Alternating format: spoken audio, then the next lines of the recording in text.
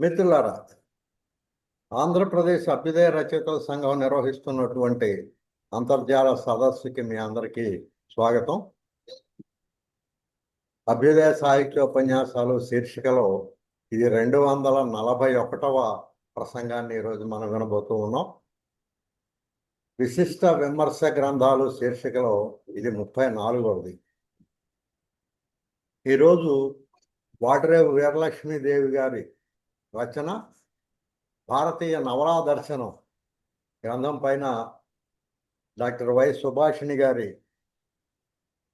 విశ్లేషణని మనం వినబోతూ ఉన్నాం. ఈ కార్యక్రమానికి అధ్యక్షత వహించి కొనసాగించవలసిందిగా అరసం రాష్ట్ర ప్రధాన కార్యదర్శి వల్లూరు శివప్రసాద్ గారిని ఆహ్వానిస్తున్నాను. ఓకే, ధన్యవాదాలు ఆనంద్ గారు. ఈరోజు జూమ్ సమావేశంలో అంశం వాడరేవు వీరలక్ష్మీదేవి గారి భారతీయ నవలా దర్శనం.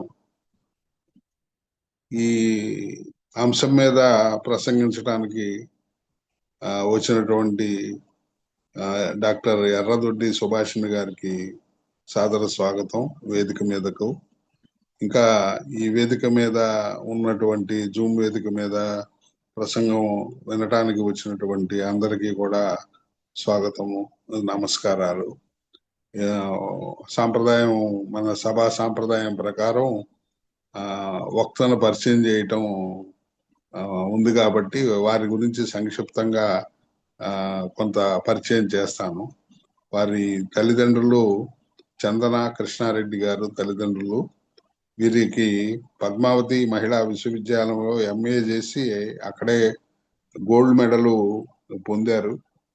అన్నమాచార్య సంకీర్తనలు, వ్యాజ్య స్థుతి, వ్యాజ్య నింద, అలంకార పరిశీలన అనే అంశం మీద పరిశోధించి పిహెచ్డి పట్టా కూడా అందుకున్నారు సుభాషిణి గారు. వీరికి 23 సంవత్సరాల బోధన పరిశోధన అనుభవం ఉన్నది. పద్మావతి మహిళా విశ్వవిద్యాలయం, పద్మావతి మహిళా డిగ్రీ అండ్ పీజీ కళాశాల తెలుగు పాఠ్య ప్రణాళిక సంఘ సభ్యులుగా ఉన్నారు. అసిస్టెంట్ వార్డెన్గా, ఎన్ఎస్సి ప్రోగ్రామ్ ఆఫీసర్గా, ఇంటర్నేషనల్ రిలేషన్ కమిటీ మెంబర్గా కూడా వీరు సేవలు అందించడం జరిగింది. 175 పైగా పరిశోధనా పత్రాలను అంతర్జాతీయ సదస్సులో వివిధ సభ్యులలో సమర్పించడం జరిగింది. వీరు పత్రికల్లో 85 పరిశోధనా పత్రాలు కూడా ప్రచురించారు. వీరు రేడియోలో అనేక ప్రసంగాలు కూడా చేయటమే కాకుండా వీరు పిహెచ్డికి వీరి దగ్గర అనేక మంది పిహెచ్డి కూడా చేయటం జరిగింది. ప్రస్తుతం ఎకలాజికల్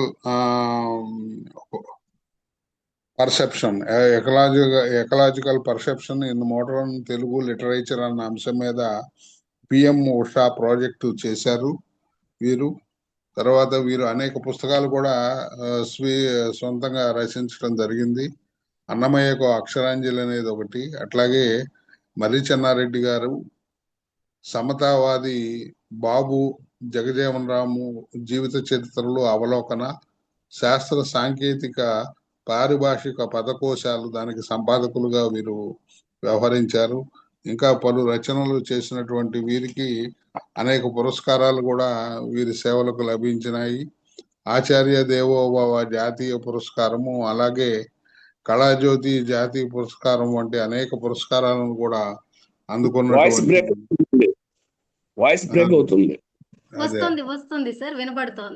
ఆచార్య దేవోభవ జాతీయ పురస్కారం, కళాజ్యోతి జాతీయ పురస్కారాన్ని లాంటి అనేక పురస్కారాలని సుభాషిణి గారు అందుకున్నారు.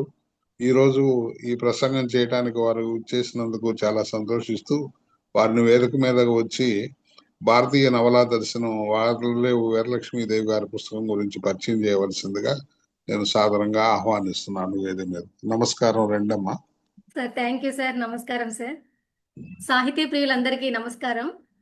సభాధ్యక్షులు, ఆంధ్రప్రదేశ్ అభ్యుదయ రచయితల సంఘం ప్రధాన కార్యదర్శి వల్లూరు శివప్రసాద్ గారు, నాకు ఈ పుస్తకం మీద మాట్లాడడానికి అవకాశం కల్పించినటువంటి గురువర్యులు ఆచార్య రాజపాలెం చంద్రశేఖర్ రెడ్డి గారికి, నాకు పుస్తకం లేదు అనగానే పంపించినటువంటి రచయిత వాడ్రేవు వీరలక్ష్మి గారికి, ఈ సమావేశంలో పాల్గొన్నటువంటి పెద్దలు ఆనంద్ గారికి, ఆనంద్ గారికి, అదేవిధంగా శరత్ గారికి, వంకిరెడ్డి రెడ్డప్పరెడ్డి గారికి, రమణయ్య గారికి, కాకర్ల రమణయ్య గారికి, ఇంకా మిగిలినటువంటి మూరిశెట్టి గోవింద్ గారికి, అందరికీ కూడా నా నమస్కారాలు తెలియజేసుకుంటూ ఉన్నాను. వాడ్రేవి వీరలక్ష్మి గారు భారతీయ నవలా దర్శనం రాశారు. వారి నవలా దర్శనం మాట్లాడుకునే ముందు కొన్ని వారి గురించినటువంటి విషయాల్లోకి వస్తే, వాడ్రేవి వీరలక్ష్మి గారి పేరు తెలుగు పాఠక లోకానికి సుపరిచితం. ఆవిడ కథ రాసిన, వ్యాసం రాసిన, కవితాత్మకమైనటువంటి రచనా శైలి వీరి సొంతం.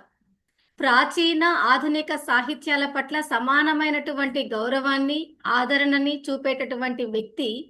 అలాంటి వీరు హై స్కూలు, కళాశాల, రేడియో, వార్తాపత్రిక, కరెంటు కూడా లేనటువంటి ప్రాంతం నుంచి విద్యావంతురాలిగాను, భావుకురాలిగాను, జీవిత దార్శనికురాలిగాను మారడానికి చాలా కృషి చేశారు. వీరు వాడ్రేవు విశ్వేశ్వర వెంకట చలపతి, సత్యదేవి దంపతులకి 1954 జూలై 19న జన్మించారు. తూర్పుగోదావరి జిల్లా మన్యం ప్రాంతం రాజవొమ్మంగి మండలం శరభవరం అనే గ్రామంలో వీరి బాల్యం గడిచింది. రాజమండ్రిలో ఆంధ్ర యువతి సంస్కృత కళాశాలలో స్వర్గీయ మల్లంపల్లి శరభయ్య గారి వద్ద భాషా ప్రవీణ పూర్తి చేశారు. తెలుగులో ఎంఏ పిహెచ్డి చేశారు. కాకినాడలో స్వర్గీయ పైండా సత్యనారాయణమూర్తి కళాశాలలోను, పివిఆర్ ట్రస్ట్ డిగ్రీ కళాశాలలోను తెలుగు రీడర్గా పనిచేసి పదవీ విరమణ చేశారు. వీరలక్ష్మి గారు గొప్ప కథకురాలు. వెన్నెల ముగ్గు కథతోటి కథా రచయిత్రగా సాహిత్య జీవితాన్ని ప్రారంభించిన ఆమె ఉత్సవ సౌరభం, కొండఫలం, కిటికీ బయట వెన్నెల లాంటి కథా సంపుటాలని రాశారు. స్త్రీ సమస్యలకి పరిష్కారం అనేది ఆర్థిక స్వాతంత్రంతో ఆగదు అని, అక్కడి నుంచి మళ్ళా మరొక కొత్త ప్రయాణం చేయాల్సినటువంటి అవసరం, పోరాటం మొదలవుతాయని ఆమె గత 30 ఏళ్లుగా తన కథలలో తెలియజేస్తూ ఉన్నారు. సాహిత్య వ్యాసాలు సాహిత్యానుభవం పేరుతోటి, ఆత్మీయ అనుభవాలు ఆకులో ఆకునే పేరిట వెలువరించారు. చలం సాహిత్యంపై పరిశోధన చేసినటువంటి ఈమె సత్యాన్వేషి చలం అనేటటువంటి పేరుతోటి ఆ పుస్తకాన్ని వెలువరించారు. దీనికి ఆంధ్ర విశ్వవిద్యాలయం బంగారు పథకం కూడా లభించింది. నండూరి సుబ్బారావు గారి మీద కేంద్ర సాహిత్య అకాడమీకి మోనోగ్రాఫ్ రాశారు. దానికి జ్యేష్ఠ లిటరరీ ట్రస్ట్ వారి అవార్డు, తెలుగు విశ్వవిద్యాలయం కీర్తి పురస్కారము, ప్రతిభా పురస్కారం కూడా అందుకున్నారు. వీటితో పాటు సుశీలా నారాయణ రెడ్డి పురస్కారము, ఆవంశ సోమసుందర్ విమర్శ పురస్కారాన్ని కూడా వీరు అందుకున్నారు.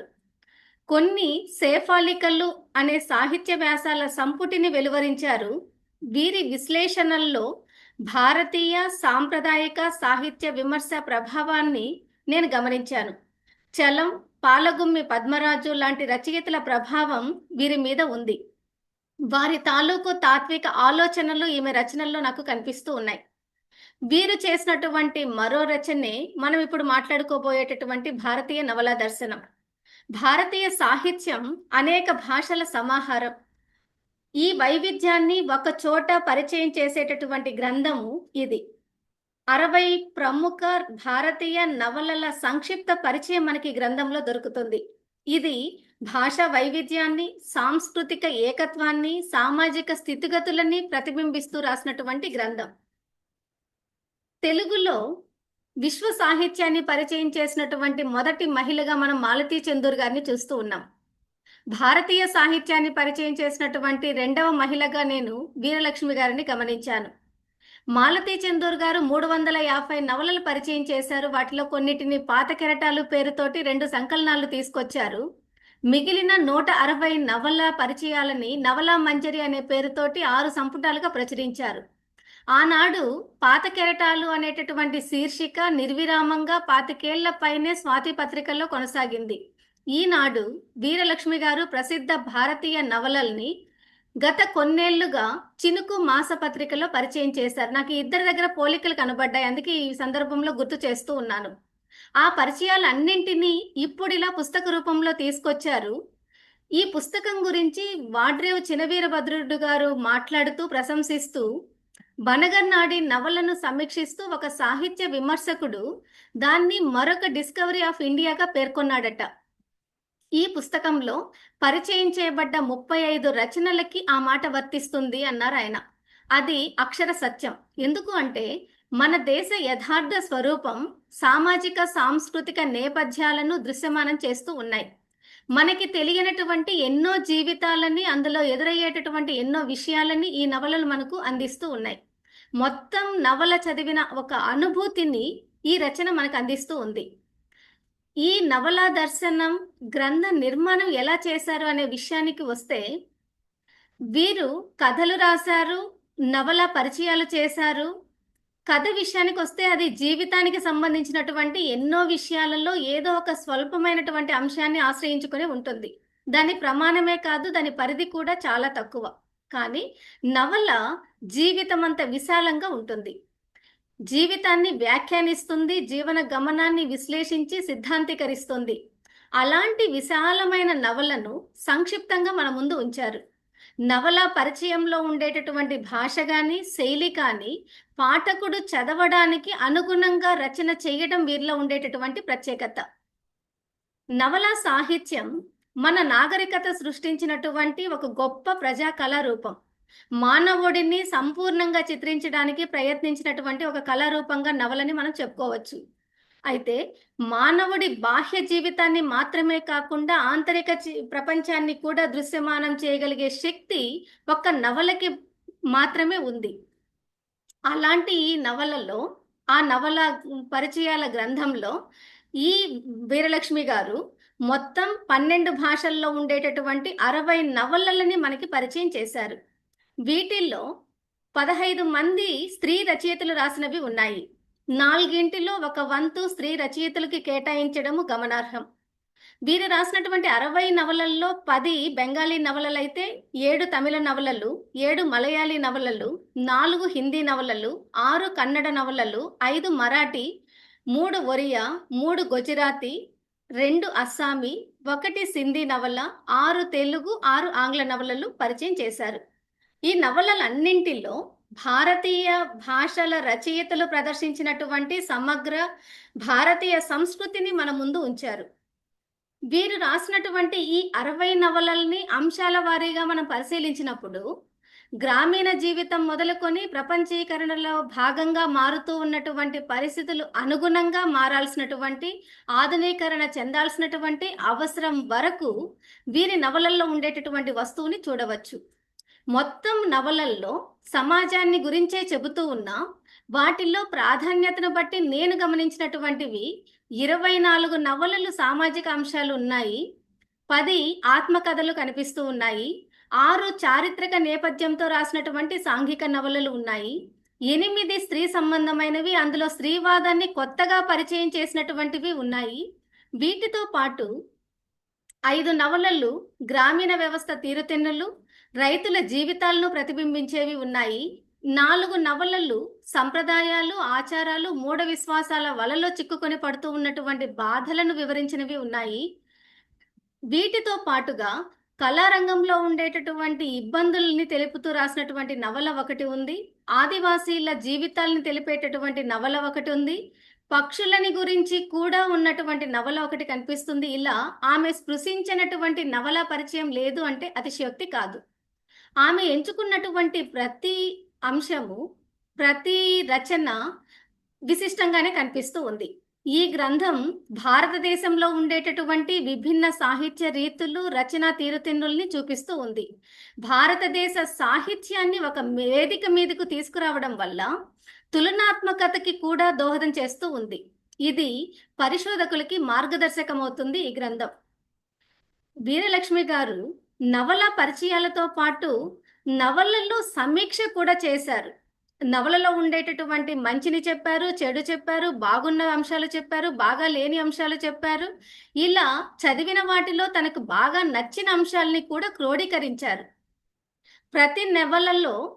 ప్రతి నవల పరిచయంలో రచయిత పేరు, వారి ఇతర ప్రత్యేకతలు లాంటి సమాచారంతో పాటు తనకు తెలిసినటువంటి రచయిత ఇతర వివరాలు, ఇతర నవలలు, రచన ప్రత్యేకత, రచయిత ప్రత్యేకత, పుస్తక పరిచయ ఉద్దేశ్యము, పుస్తక నేపథ్యము, పుస్తక సందేశంతో పాటు సాహిత్య ప్రపంచంలో ఆ పుస్తకానికి ఉండేటటువంటి ఆదరణ లాంటి అంశాలని కూడా వారు ప్రస్తావించారు నవలా పరిచయాలలో. ఇప్పుడు కొన్ని నవలల్ని గనక మనం, సమయం తక్కువ ఉంది కాబట్టి అన్ని నవలల్ని పరిచయం చేయడం సాధ్యం కాదు కాబట్టి, కొన్ని నవలల విషయానికి వస్తే, వారు రాసినటువంటి నవలలు అన్నీ ముఖ్యమైనవే. అయితే వాటిని గంటలో చెప్పడం సాధ్యం కాదు కనుక కొన్ని వాటిని మనం గనక చూసినట్లయితే, మొదటగా చోకేర్ బాలి అనేటటువంటి నవల. ఇది విశ్వకవి రవీంద్రుడు రాసినటువంటి నవల. ఈ నవల పరిచయాన్ని మనం చూసినప్పుడు విశిష్టమైనటువంటి విమర్శనాత్మకమైనటువంటి దృష్టితో సాగినటువంటి నవలగా ఇది కనిపిస్తూ ఉంది. ఆమె ఈ నవలను కేవలం ఒక వితంతువు కథగా కాకుండా స్త్రీ పురుష సంబంధాల వైవిధ్యాన్ని ప్రతిబింబించే ఒక నవలగా మనకి చూపించారు. చోకేర్ బాలి అంటే కంటిలో ఉండేటటువంటి ఒక నలుసు అనే అర్థాన్ని చెప్తూ, మాయ కరుణల సంబంధం ద్వారా ఆ భావాన్ని మనకి ప్రతీకాత్మకంగా చూపించారు.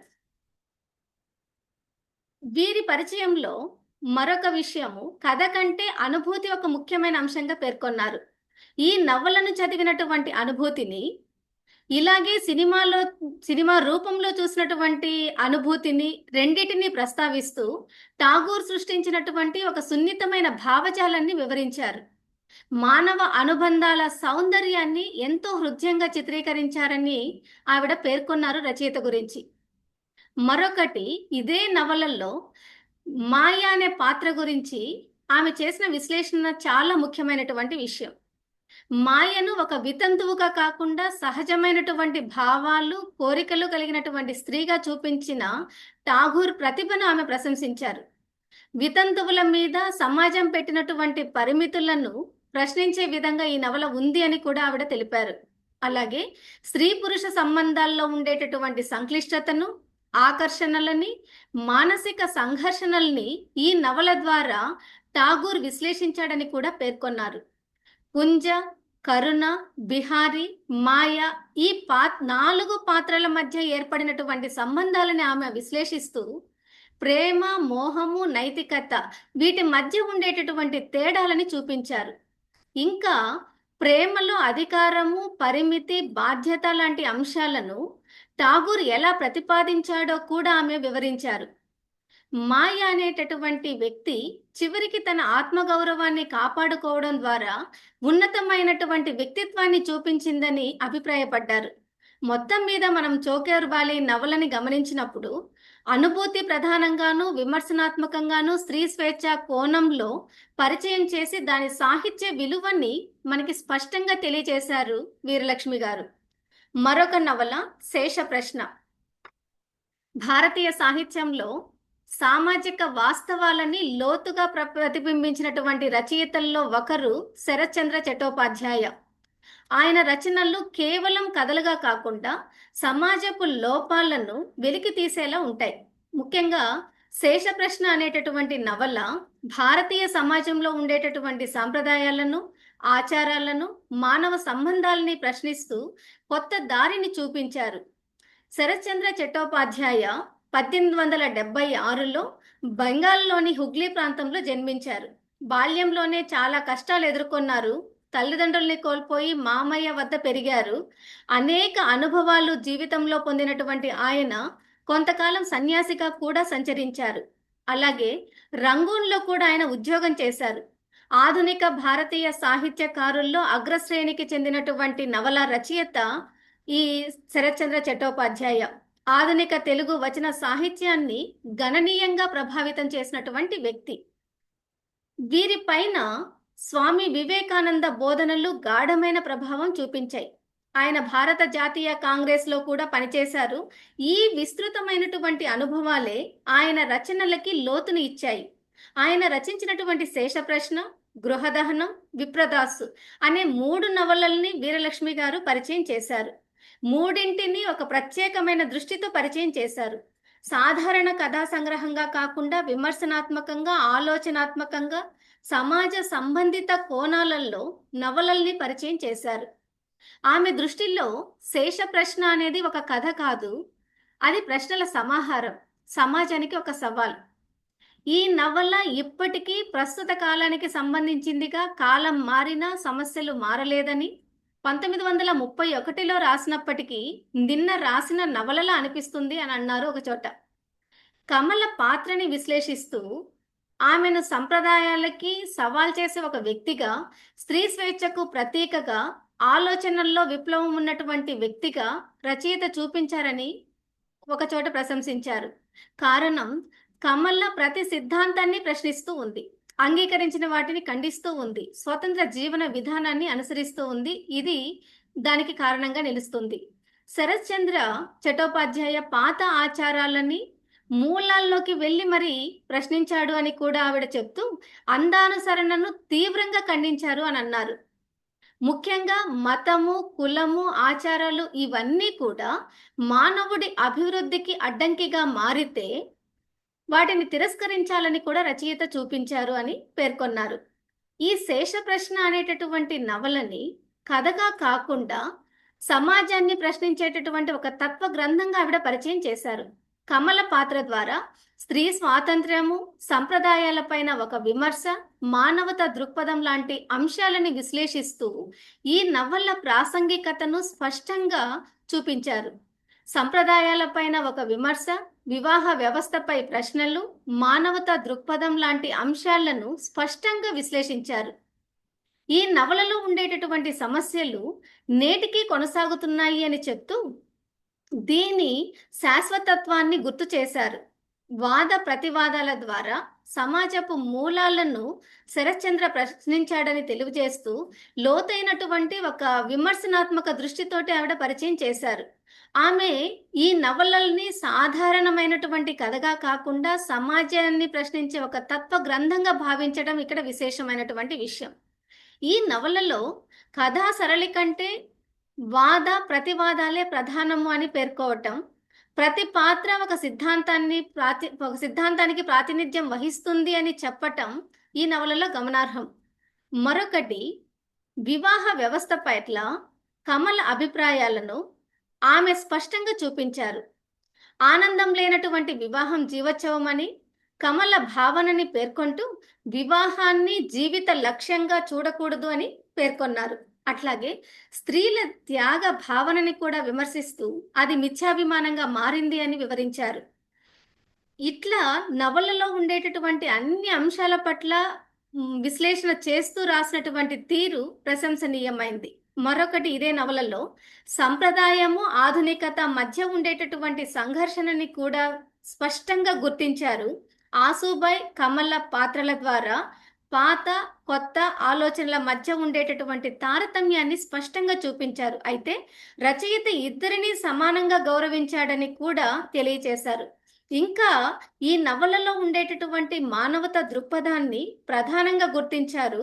మతం కానీ, కులం కానీ, ఆచారాల కంటే మానవుడి ఆనందం ముఖ్యము అనేటటువంటి బోధ ఈ నవలలో ఉంది అని తెలియచేశారు. ముఖ్యంగా ఈ నవలలో లేవనెత్తినటువంటి ప్రశ్నల్ని మనం చూసినప్పుడు అవి నేటికి సమాధానం పొందలేదని, అందువల్ల ఇది శేష ప్రశ్నగా మిగిలిపోయింది అని కూడా పేర్కొన్నారు. అంటే కాలం మారినా సమస్యలు మారలేదు అనే అభిప్రాయం వ్యక్తం చేస్తూ శేష ప్రశ్న నవలని విమర్శనాత్మకంగా, ఆలోచనాత్మకంగా, సమాజ సంబంధిత కోణంలో పరిచయం చేసి దానికి ఒక శాశ్వతమైనటువంటి ప్రాముఖ్యతను వెలుగులోకి తీసుకొచ్చారు వీరలక్ష్మి గారు. మరొక నవల వనవాసి. విభూతి భూషణ బందోపాధ్యాయ రచించినటువంటి నవల. అరణ్యక్ అనేటటువంటి నవలని వనవాసి అనే పేరుతో చేసినటువంటి అనువాదం ఇది. ఈ పరిచయం అనుభూతి ప్రధానంగాను, సాహిత్య రసంతో నిండినదిగాను కనిపిస్తూ ఉంది. సాధారణంగా నవల పరిచయం అంటే కథా సంగ్రహంగా చెప్పడం మాత్రమే అనుకుంటాం. కానీ ఈ నవల అంతర్భావాన్ని, ఆ నవల తనలో కలిగించినటువంటి అనుభూతిని పాఠకులతో పంచుకోవడానికి ఎక్కువ ప్రాధాన్యత ఇచ్చారు వీరలక్ష్మి గారు. అందువల్ల ఆమె పరిచయం ఒక విమర్శనాత్మక రచన మాత్రమే కాదు, ఒక సాహిత్యానుభూతి పంచికగా కూడా మారింది అని స్పష్టంగా చెప్పొచ్చు. ఆమె పరిచయం చేసినటువంటి ఈ వనవాసి నవలలో మొదట కనిపించే విషయము వ్యక్తిగత అనుభూతి. ఏం రాయాలో తెలియదు అని చెప్పడం ద్వారా ఆమె తన మనసులో ఉండేటటువంటి భావావేశాన్ని ప్రత్యక్షంగా వ్యక్తం చేశారు.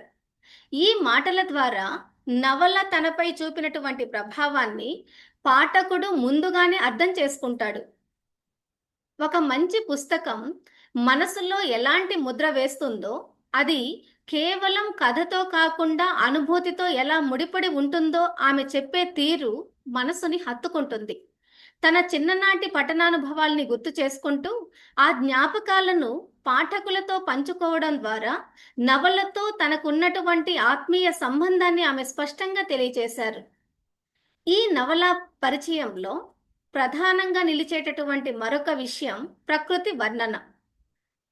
అరణ్య సౌందర్యాన్ని ఆమె ఎంతో సజీవంగా చిత్రించారు. మహాలికా రూప పర్వత శ్రేణులు, మెహన్పుర అడవులు, వెన్నెల రాత్రులు, చంద్రోదయ శోభ, లిల్లీ పూల పరిమళం లాంటి ప్రకృతి దృశ్యాలని ఆమె కళ్ళ ముందు నిలిపినట్లుగా తెలియచేశారు. ఈ వర్ణనలన్నీ కూడా కేవలం వివరణలు కాకుండా పాఠకుడిని ఆ అరణ్య ప్రపంచంలోకి తీసుకెళ్తాయి. ప్రకృతిని ఒక జీవవంతమైన శక్తిగా భావించి అది మనిషిని ఎలా ఆకర్షిస్తుందో, ఎలా మలుస్తుందో ఆమె చక్కగా వివరించారు. ఇదే నవల పరిచయంలో కథానాయకుడు సత్యచరణ్ అంతర్ముఖ యాత్రని కూడా ఆమె విశేషంగా చూపించారు. నగర జీవితం నుంచి అరణ్య జీవితం వైపు వచ్చినటువంటి సత్యచరణ్ మొదట్లో ఎదుర్కొన్నటువంటి అసౌకర్యం, ఒంటరితనం, తరువాత ప్రకృతి పట్ల అతని కలిగినటువంటి ఆకర్షణ, చివరికి ఆ ప్రకృతిలో లీనమైపోయి తనలోకి తాను చూసుకునేటటువంటి స్థితి, ఈ పరిణామ క్రమాన్ని ఆమె ఎంతో లోతుగా అర్థం చేసుకుని వివరించారు. ఈ విధంగా సత్యచరణ్ పాత్ర ద్వారా మనిషి జీవనంలో ప్రకృతి పాత్ర ఎంత గొప్పదో ఆమె తెలియచేశారు. అలాగే నవలలో ఉండేటటువంటి ఇతర పాత్రల్ని కూడా ఎంతో సున్నితంగా పరిచయం చేశారు. గనోరి తివారీ, గను మహతో, జయపాల్, యుగల ప్రసాద్ లాంటి పాత్రల ద్వారా గ్రామీణ జీవన విధానము, పేదరికంలోనూ ఉన్నటువంటి గౌరవం, నిరాడంబర జీవితము, ప్రకృతి పట్ల ఉన్నటువంటి ప్రేమ లాంటి విలువలని ఆమె వెలికి తీశారు. ప్రతి పాత్రలోనూ ఒక ప్రత్యేకతని గుర్తించి ఆ పాత్రల జీవన తత్వాన్ని పాఠకుడికి అర్థమయ్యేలా వివరించారు. ఈ పాత్రలన్నీ కలిసి నవలలో ఉండేటటువంటి మానవీయతను మరింత బలపరుస్తాయని కూడా ఆమె సూచించారు. ఇంకొకటి, ప్రకృతికి మానవ సంబంధంపై ఉండేటటువంటి ఒక తాత్విక దృష్టి. అరణ్యంలో జీవించడం ద్వారా మనిషిలో ఇంట్రాస్పెక్షన్ ఎలా పెరుగుతుందో, ప్రకృతి మనసును ఎలా శాంతింప చేస్తుందో కూడా ఆమె వివరంగా చెప్పారు. నగర జీవితంలో ఉండేటటువంటి ఆడంబరాల కంటే ప్రకృతి మధ్యలో ఉండేటటువంటి సరళ జీవితం ఎంత ప్రశాంతతని ఇస్తుందో ఈ నవల ద్వారా తెలుస్తుంది అని ఆమె అభిప్రాయపడ్డారు. ఇది కేవలం ఒక కథగా కాకుండా జీవన తాత్వికతను తెలియజేసేటటువంటి రచనగా ఆమె భావించారు. ఇక ఆమె పరిచయంలో కనిపించే మరొక లక్షణం ద్వంద్వ అనుభవం. చిన్నప్పుడు చదివినప్పుడు అర్థమైనటువంటి విషయాలు ఒకటైతే, చాలా సంవత్సరాల తర్వాత మళ్ళీ చదివినప్పుడు కొత్త అర్థాలు బయటపడినట్లుగా ఆమె పేర్కొన్నారు.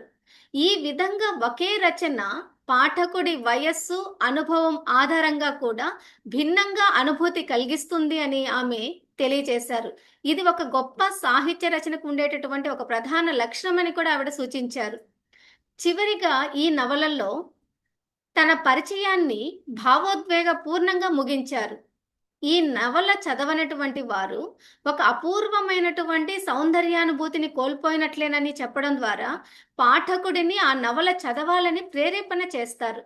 రచయిత ప్రతిభకు ఆమె నమస్కరిస్తూ ఒక రచనకు ఉండేటటువంటి గొప్పతనాన్ని గుర్తు చేశారు. ఇది రచనల్లో ఆవిడ పరిచయం చేసేటటువంటి దాంట్లో ఉండేటటువంటి మరొక విశేషమైనటువంటి అంశం. ఇక 4వ నవలకు వస్తే చీకటి వెలుగులు. సాధారణ జీవితాల వెనుక దాగి ఉండే అసాధారణమైనటువంటి అనుభవాల్ని వెలికి తీసేటటువంటి రచయిత్రిగా నాకు వీరలక్ష్మి గారు కనిపిస్తున్నారు. ఎందుకు ఈ మాట చెప్తున్నానంటే, ఆమె పరిచయం చేసినటువంటి రచనల్లో బేబీ హాల్దార్ ఆత్మకథ చీకటి వెలుగులు ఇది ఒక విశిష్ట స్థానాన్ని పొందింది. దీన్ని పరిచయం చేస్తూ కేవలం కథా సంగ్రహాన్ని చెప్పడం మాత్రమే కాకుండా ఆ రచనలో ఉండే జీవన సత్యాలని, మానవ విలువలని, సామాజిక వాస్తవాల్ని ఎంతో హృద్యంగా మన ముందు ఆవిష్కరించారు. ఈ ఆత్మకథ ఒక సాధారణ మహిళ కథ కాదు. ఇది భారతీయ జీవితంలో, భారతీయ సమాజంలో వేలాది మహిళల జీవన ప్రతిబింబం. చిన్న వయసులోని వివాహం, అణచివేత, నిరాదరణ, పేదరికం వీటన్నిటిని ఎదుర్కొంటూ తన పిల్లల కోసం పోరాడిన ఒక స్త్రీ కథగా దీనిని పరిచయం చేశారు వీరలక్ష్మి గారు.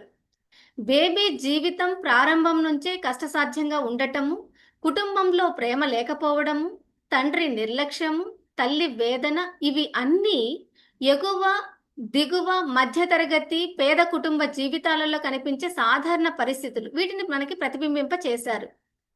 ఈ రచనలు చూపించిన మరొక ముఖ్యమైన విషయం స్త్రీ ఆత్మగౌరవం, పోరాట స్ఫూర్తి, భర్త చేత అన్యాయం, హింస, వీటిని ఎదురవుతూ ఉన్న ఆ ఎదురైనటువంటి వాటిని అన్నింటినీ బేబీ తన జీవితాన్ని మార్చుకోవడానికి ధైర్యంగా నిర్ణయం తీసుకోవడం, పిల్లల్ని వెంట తీసుకొని కొత్త జీవితాన్ని ప్రారంభించడం లాంటి సంఘటనల్ని ఎంతో ప్రేరణాత్మకంగా చిత్రించారు. ఇక్కడ బేబీ కేవలం బాధితురాలు కాదు, ఆమె ఒక పోరాట యోధురాలు. ఈ పరిచయంలో మనకు కనిపించే ఇంకొక ముఖ్యమైన విషయం మానవ సంబంధాల విలువ. సమాజంలో స్వార్థపరులు ఉన్నప్పటికీ కొందరు మంచి వాళ్ళు కూడా ఉంటారు అనేది బేబీ జీవితంలో మనకు కనిపిస్తుంది. ముఖ్యంగా ప్రబోధ్ కుమార్ పాత్రని ఎంతో గౌరవంతో చూపించారు వీరలక్ష్మి గారు.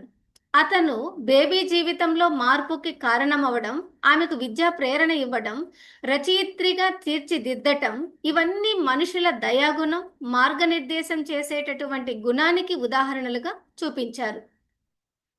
ఇంకొకటి, సాహిత్యానికి ఉన్నటువంటి సామాజిక బాధ్యతని కూడా ఆవిడ స్పష్టం చేశారు. పుస్తకాలు అనేవి కేవలం వినోదానికి మాత్రమే కాకుండా జీవితాల్ని మార్చగల శక్తి కలిగి ఉంటాయి అని ఆమె అభిప్రాయపడ్డారు. బేబీ లాంటి ఒక సాధారణ మహిళ ఒక రచయిత్రిగా ఎదగడం, తన అనుభవాల్ని ప్రపంచంతో పంచుకోవడం సాహిత్య విస్తృతిని తెలియచేస్తుంది. అదేవిధంగా ఈ పరిచయంలో చదువు ప్రాముఖ్యత గురించి కూడా స్పష్టంగా కనిపిస్తూ ఉంది.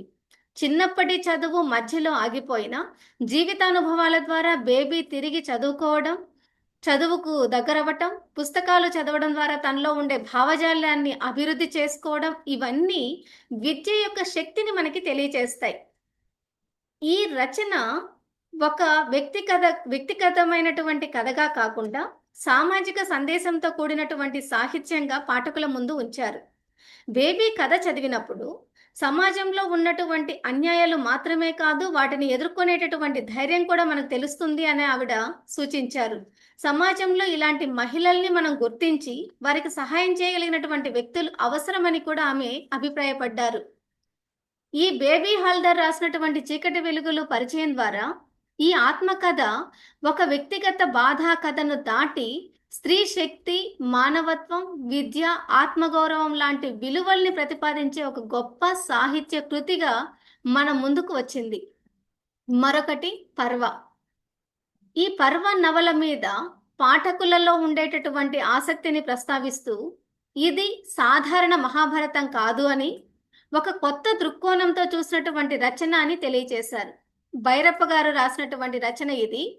ఆయన రచనలో ఉండేటటువంటి పాత్రల అంతరంగ జీవితం, మనోభావాలు, సంఘర్షణలు ప్రధానంగా ఉంటాయని స్పష్టం చేశారు. ఈ నవలలో సాధారణంగా పౌరాణిక అంశాల్ని తొలగించి వాటి వెనుక ఉన్నటువంటి చారిత్రక, సామాజిక వాస్తవాలను వెలికి తీసినటువంటి విధానాన్ని ఆవిడ ప్రశంసించారు. ముఖ్యంగా స్త్రీ పాత్రలు, కుంతి, ద్రౌపది లాంటి పాత్రలు అనుభవించే బాధలు, ఆవేదనలు, లైంగిక, సామాజిక ఒత్తిళ్లను ఎంతో సహజంగా రచయిత చిత్రించారని ఆవిడ అభిప్రాయపడ్డారు. యుద్ధం, రాజకీయం, ఆర్య అనార్య విభజన, సామాజిక అసమానతలు లాంటి అంశాలని ఎంతో తార్కికంగానూ శాస్త్రీయ దృష్టితోనూ విశ్లేషించిన విధానాన్ని ఆమె విశదీకరించారు. చివరిగా ఇది కేవలం నవల కాకుండా మహాభారతం పైన ఒక సృజనాత్మక, పరిశోధనాత్మక పునర్వ్యాఖ్య అని ఆవిడ నిర్ధారించారు. మొత్తం మనం గమనించినప్పుడు ఈ నవలని, ఆ నవలలో ఉండే ప్రత్యేకతని, లోతైన విశ్లేషణని, స్త్రీ దృక్కోణాన్ని, తార్కికతను స్పష్టంగా ప్రతిపాదించే విధంగా రాశారు వీరలక్ష్మి గారు. మరొక నవల ఒక మనిషి, ఒక ఇల్లు, ఒక ప్రపంచం. ఈ నవలలో హెన్రీ అనేటటువంటి యువకుడి జీవితం ప్రధానంగా ఉంది. అతను తండ్రి తన గ్రామానికి వచ్చి అక్కడి ప్రజలతో కలిసిమెలిసి సరళమైన జీవితం గడుపుతూ అందరి మనసులు గెలుచుకున్నాడు. అతనికి ఆస్తి కంటే కూడా సంబంధాలు, మానవ విలువలే ముఖ్యం అని భావించాడు. హెన్రీ వ్యక్తిత్వం ద్వారా ప్రేమ, సహజత్వం, నిరాడంబరత లాంటి విలువల్ని రచయిత చూపించారు. ఈ గ్రామీణ జీవనంలో ఉండేటటువంటి ఆత్మీయత, పరస్పర సంబంధాల గొప్పదనాన్ని ఈ నవల ప్రతిబింబిస్తుంది. ఒక మంచి మనిషి తన జీవన విధానంతో ఏమని చెప్పాలి, ఆత్మీయత, పరస్పర సంబంధాల మధ్య ఉండేటటువంటి వీటి విషయాలతో పాటు ఒక జీవన విధానంతో ఒక ఇల్లును మాత్రమే కాదు, ఒక ప్రపంచాన్ని కూడా నిర్మించగలడు అనేటటువంటి ఒక సందేశాన్ని ఇస్తుంది ఈ నవల. దీనిని ఈ రచన చేసినటువంటి జయకాంతన్ రచనల ప్రత్యేకతని గుర్తు చేస్తూ ఆయన వాస్తవిక దృష్టి, మానవ స్వభావాలపైన ఉండేటటువంటి లోతైన అవగాహనను ఇక్కడ వీరలక్ష్మి గారు వివరించారు. ముఖ్యంగా ఈ నవల ఇతర రచనలతో పోలిస్తే భిన్నమైంది అని, ఇందులో రచయిత జీవితంలో ఉండేటటువంటి ప్రకాశవంతమైన కోణాలని ప్రధానంగా చూపించాడని కూడా ఆవిడ పేర్కొన్నారు. జయకాంతన్ ముందు మాటలో చెప్పినటువంటి భావాల్ని తీసుకొని జీవితాన్ని ఒక కోణంలో కాకుండా సమగ్రంగా చూడాలి అనే ఒక దృక్పథాన్ని కూడా ఆవిడ స్పష్టంగా వివరించారు. హెన్రీ పాత్ర ద్వారా చూపించినటువంటి మానవత్వం, సరళత, ఉన్నతమైనటువంటి జీవన విలువలను హృద్యంగా చిత్రించారు ఆవిడ. అట్లాగే గ్రామీణ జీవితంలో ఉండేటటువంటి స్వచ్ఛతను, ఆత్మీయతల్ని ప్రస్తావిస్తూ ఆధునిక కాలంలో మనం కోల్పోతున్నటువంటి విలువలని గుర్తు చేసే నవలగా దీనిని అభివర్ణించారు. మానవత విలువలను ప్రతిబింబించేటటువంటి సాహిత్య, జీవిత సత్యాలని సానుకూలంగా చూపించేటటువంటి ఒక గొప్ప రచనగా ఈ నవలని మనకి పరిచయం చేశారు. మరొకటి నారు నీరు. రాజం కృష్ణన్ రాసినటువంటి నవల ఇది. ఇది ఒక ప్రత్యేకమైన సాహిత్య కృతిగా ఆ రచయిత్రిని ఒక వ్యక్తిగా పరిచయం చేశారు మనకి వీరలక్ష్మి గారు. రాజం కృష్ణన్ సాధారణంగా సాహిత్యంలో కనిపించినటువంటి అంచులలో ఉండేటటువంటి మనుషులు, అంటే రైతులు కావచ్చు, కూలీలు కావచ్చు, ఎవరైనా కావచ్చు, వీళ్ళని గురించి రచనలు చేసినటువంటి రచయిత్రిగా ఆవిడని పేర్కొన్నారు. ఆమెకు పెద్దగా విద్య లేకపోయినా పరిశోధనాత్మక దృష్టితో సామాజిక వాస్తవాల్ని లోతుగా అర్థం చేసుకొని రచనలు చేసిన ప్రతిభని ప్రస్తావించారు. ఈ అంశంపై రాసిన ఆ ప్రాంతాలకు వెళ్ళి ప్రత్యక్ష అనుభవంతో రచన చేయడం ఆమె ప్రత్యేకతగా చెప్పారు. తమిళ సాహిత్యంలో ఒక కొత్త ధోరణిని తీసుకొచ్చిన ప్రముఖ రచయిత్రులలో ఆమె కూడా ఒకరు అని ఆవిడ గుర్తించారు. ఆమె రచనల్లో ఉండేటటువంటి సామాజిక అసమానతలు, రాజకీయ పతనము, గాంధేయ సిద్ధాంతాల క్షీణత లాంటి అంశాలని గంభీరంగా ప్రతిబింబించినట్లు వివరించారు. రాజం కృష్ణన్ని ఒక సామాజిక స్పృహ కలిగినటువంటి, పరిశోధనాత్మక దృష్టి కలిగినటువంటి, వాస్తవికతను ప్రతిబింబించే ప్రముఖ రచయిత్రిగా సంక్షిప్తంగా పరిచయం చేశారు వీరలక్ష్మి గారు.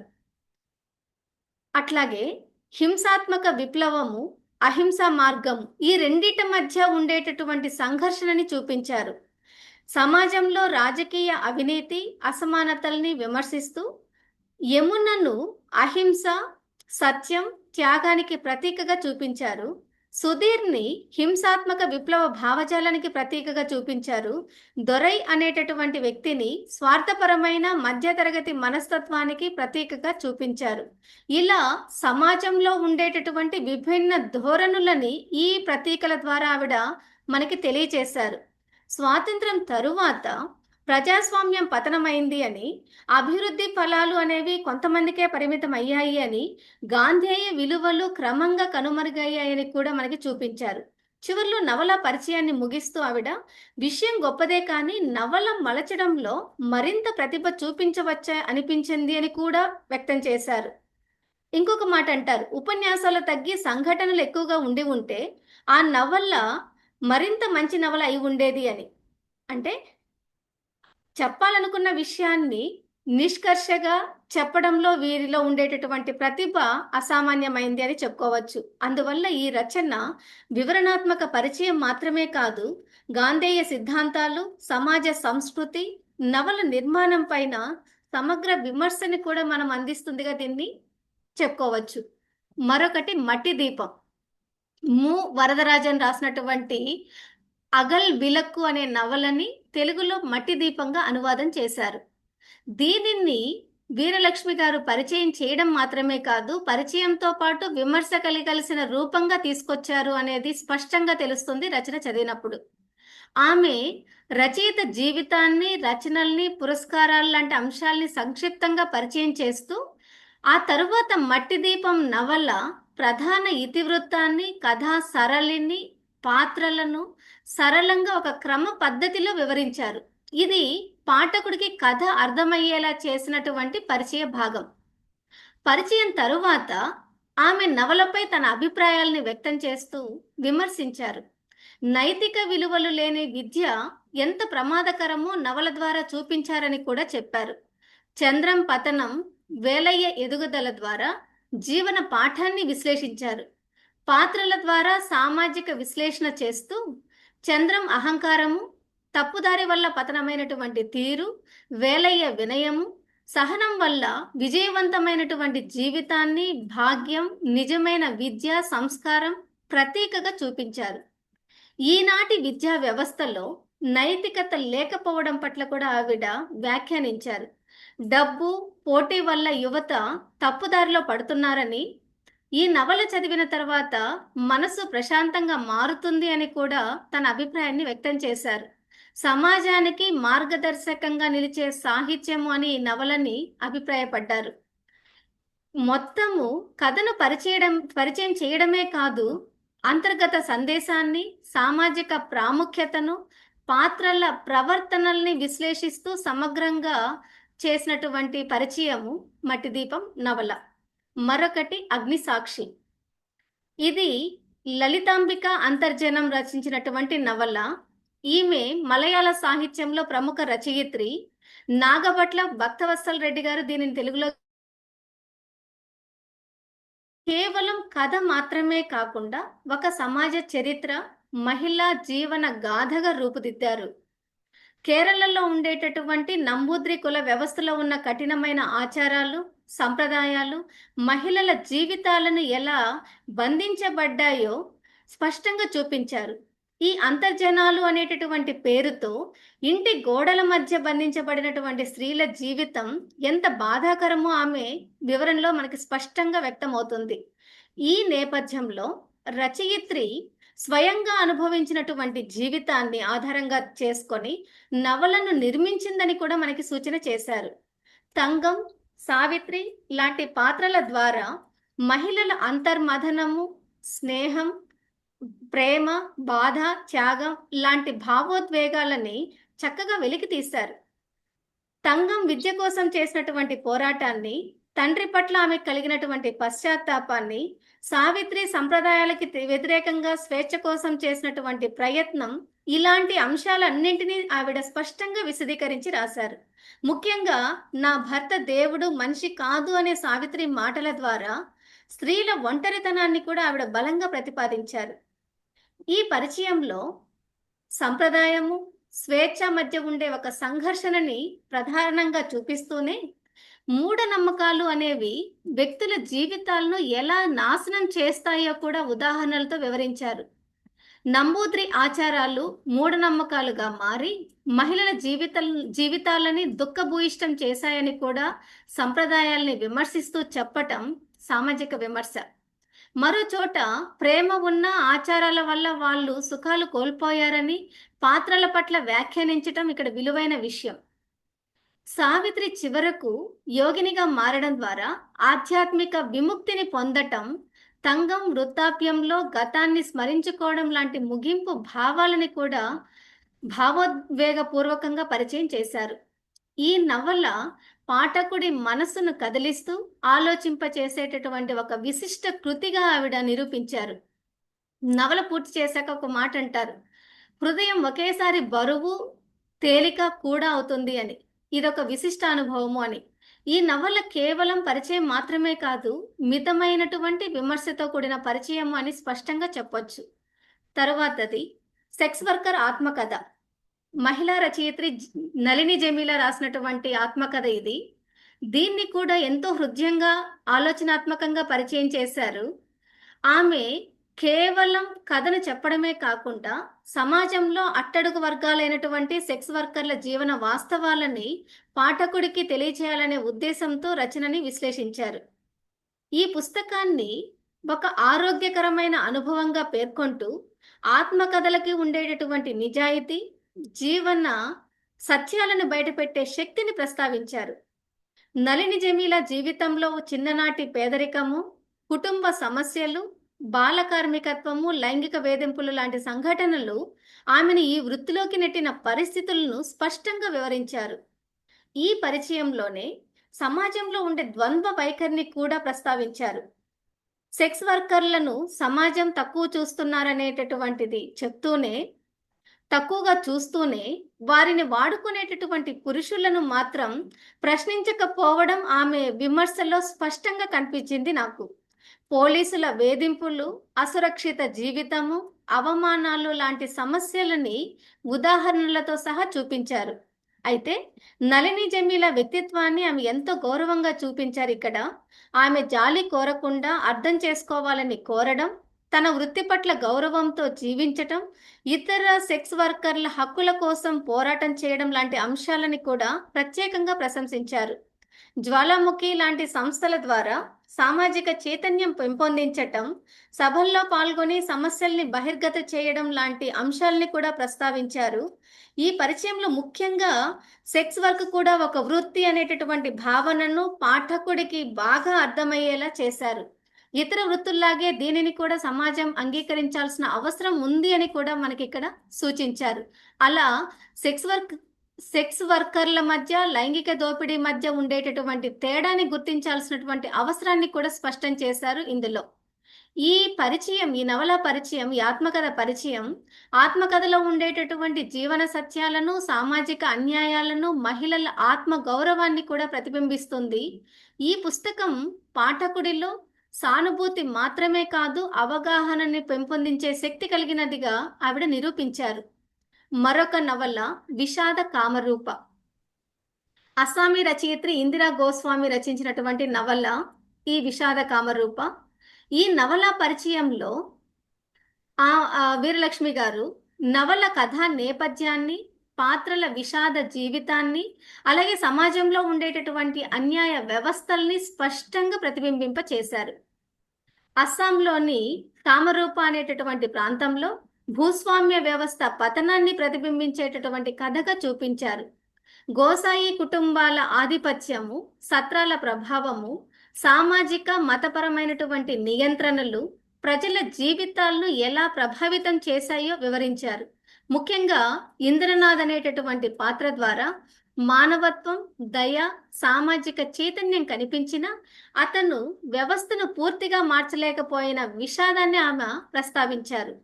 ఈ నవలలో స్త్రీల పరిస్థితిని ప్రత్యేకంగా హైలైట్ చేశారు కూడా.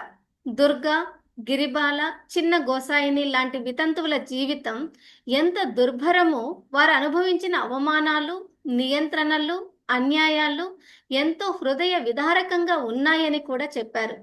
గిరిబాల ప్రేమ విషయంలో జరిగినటువంటి అమానుష సంఘటన, ఆమె సజీవ దహనం లాంటి ఘట్టాలు సమాజంలో ఉండేటటువంటి క్రూరత్వాన్ని బలంగా చూపిస్తాయని కూడా ఆవిడ పేర్కొన్నారు.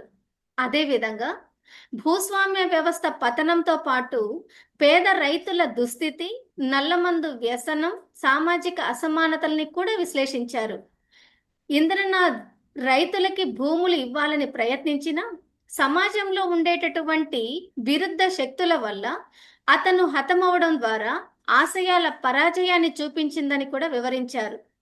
ఈ నవలలో ఉండేటటువంటి విషాదాన్ని కేవలం వ్యక్తుల కథగా కాకుండా ఒక సమాజ చరిత్రగా చూడాలి అని సూచించారు.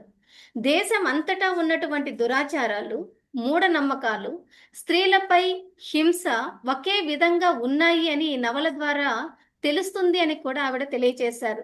ఇలా ఈవిడ చేసినటువంటి ఈ పరిచయం ఈ నవలలో ఉండేటటువంటి విషాద గాఢతను, భూస్వామ్య వ్యవస్థ పతనాన్ని, స్త్రీల దుస్థితిని, సామాజిక అన్యాయాల్ని స్పష్టంగా ప్రతిబింబిస్తుంది. పాఠకుడిని ఆలోచింపచేసే, మనస్సుని కలిచివేసేటటువంటి ఒక మంచి కృతిగా ఆమె ఈ నవలని నిర్ధారించారు. మరొకటి మనిషి రూపాలు. యశ్పాల్ రచించినటువంటి మనిషికే రూప్ అనేటటువంటి నవలని మనిషి రూపాలు అనే పేరుతో పరిచయం చేస్తూ దానిలో ఉండేటటువంటి సామాజిక, రాజకీయ, మానసిక అంశాలని సమగ్రంగా విశ్లేషించారు. ప్రేమ్చంద్ తర్వాత హిందీ సాహిత్యంలో సామాజిక వాస్తవాలని బలంగా ప్రతిపాదించినటువంటి రచయిత యశ్పాల్. అది వీరలక్ష్మి గారు ప్రతిపాదించారు ఇక్కడ. ఈ నవల నేపథ్యము రెండవ ప్రపంచ యుద్ధ కాలం.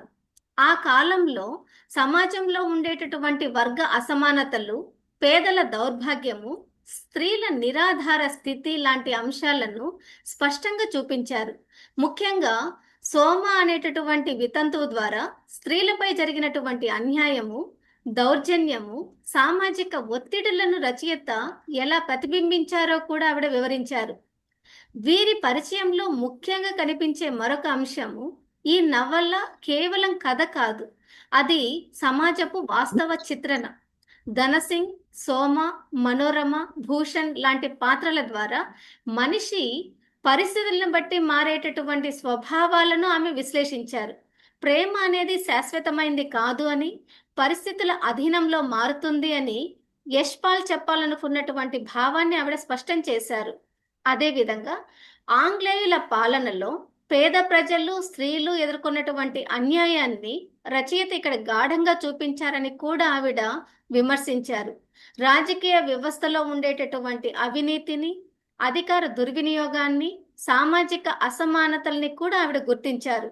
మరో ముఖ్యమైనటువంటి అంశము ఈ నవలలో పాత్రల అంతరంగిక విశ్లేషణని ప్రత్యేకంగా చూపించటం.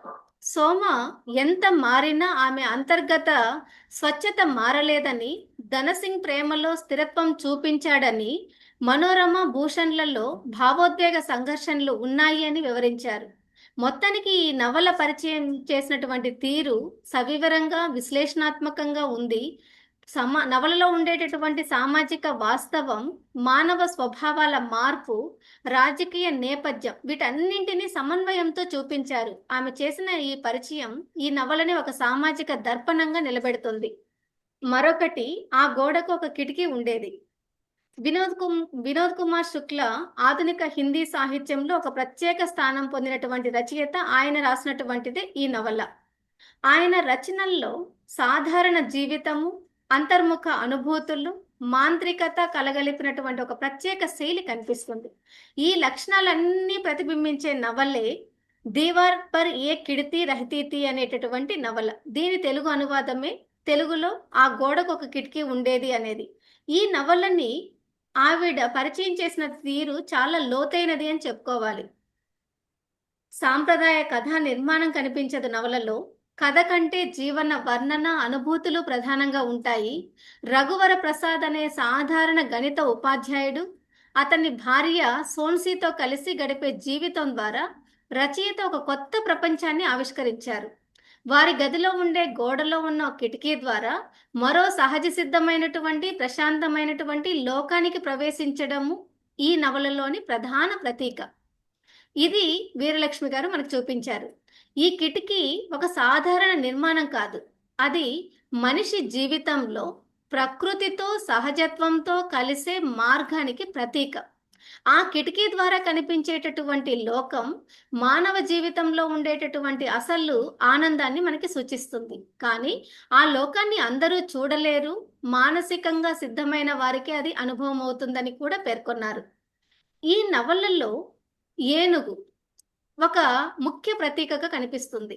అది నిదానమైన, స్థిమితమైన జీవన విధానాన్ని సూచిస్తుంది. ఆధునిక యాంత్రిక జీవనంలోకి సైకిల్ లాంటి యంత్రాల ప్రవేశం వల్ల ఆ స్థిమితత్వము అనేది కోల్పోతుంది అనేది ఇక్కడ రచయిత మనకి సూచించారు. చివరికి కిటికీ ఉండేది అనేటటువంటి ఒక భావన ద్వారా ఆ సహజ ప్రపంచం మాయమైపోయిందనే ఒక సంకేతాన్ని ఇక్కడ మనకు అందించారు. వీరలక్ష్మి గారు ఈ నవలని మాంత్రిక వాస్తవికత పద్ధతిలో రాసిందిగా పేర్కొన్నారు. వాస్తవ జీవితాన్ని మాంత్రికతతో కలిపి ఒక లోతైన సత్యాన్ని తెలియజేయడం ఈ నవల ప్రత్యేకత. వేగంగా మారుతూ ఉన్నటువంటి ఆధునిక జీవితము, మానవ సంబంధాల క్షీణత, ప్రకృతితో దూరం అవుతున్నటువంటి మనిషి పరిస్థితి లాంటి అంశాలని చాలా సున్నితంగా ఇక్కడ ఆవిష్కరించారు. ఈవిడ చేసినటువంటి ఈ పరిచయాన్ని మనం చూసినప్పుడు ఇది ఒక సాధారణ కథగా కాకుండా ఒక మనిషి అంతర్ముఖ జీవితం, ప్రకృతి సంబంధం, ఆధునిక జీవన వేగం పట్ల ప్రశ్నించేటటువంటి ఒక తాత్విక రచన. మానవ జీవితంలో నిజమైన ఆనందము అనేది సహజత్వంలోనే ఉంది అని ఈ నవల మనకి స్పష్టం చేస్తుందన్నది ఆమె అభిప్రాయం. మరొకటి రాలిపోయిన చందమామ. ఉపేంద్ర కిషోర్ దాస్ ఒరియా సాహిత్యంలో ప్రత్యేకమైన స్థానం పొందిన రచయిత. ఆయన రాసినటువంటి నవలే ఇది.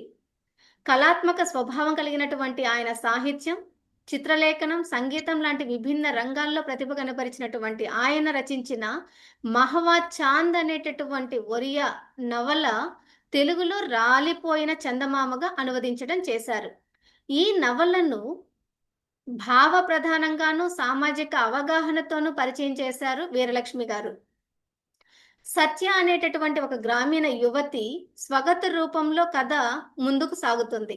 చిన్ననాటి ప్రేమ ఉన్నప్పటికీ ప్రేమ పరిస్థితుల వల్ల ఆమె ఇష్టం లేనటువంటి వివాహంలోకి నెట్టబడటము, దాంపత్య జీవితం ఆమెకు బంధనంగా మారటము, తన మనసుకు నచ్చని సంబంధంలో ఇమడలేకపోయినా, సమాజ నియమాలను దాటలేకపోయినా చివరికి సత్య జీవితం విషాదాంతానికి చేరువవుతుంది. ఇక్కడ వీరలక్ష్మీదేవి గారి అభిప్రాయం ప్రకారం మనం ఈ నవలని గమనించినప్పుడు ఇది ఒక సాధారణ ప్రేమ కథ కాదు. ఇది స్త్రీ జీవితంలో ఉండేటటువంటి ఒక అంతర్ముఖ సంఘర్షణని ప్రతిబింబించేటటువంటి గాఢమైన విషాద గాథ. సత్య పాత్ర ద్వారా రచయిత స్త్రీల పరిస్థితిని ఎంతో సహజంగా చిత్రించారు. స్త్రీ తన హృదయాన్ని అనుసరించలేని పరిస్థితి, సమాజ నియమాల బంధనాన్ని, కుటుంబ వ్యవస్థల్లో ఉండేటటువంటి అన్యాయము, ఇవన్నీ సత్య జీవితంలో స్పష్టంగా కనిపిస్తాయి. మరొకటి నవలలో పరిచయం చేసినటువంటి దాంట్లో ముఖ్యమైనది పురుషాధిక్య సామాజిక వ్యవస్థ. స్త్రీలకు స్వేచ్ఛ లేకుండా వారి భావోద్వేగాలను అణిచివేసే విధానం వల్ల వారు ఎలా నశిస్తారో రచయిత చూపించారు.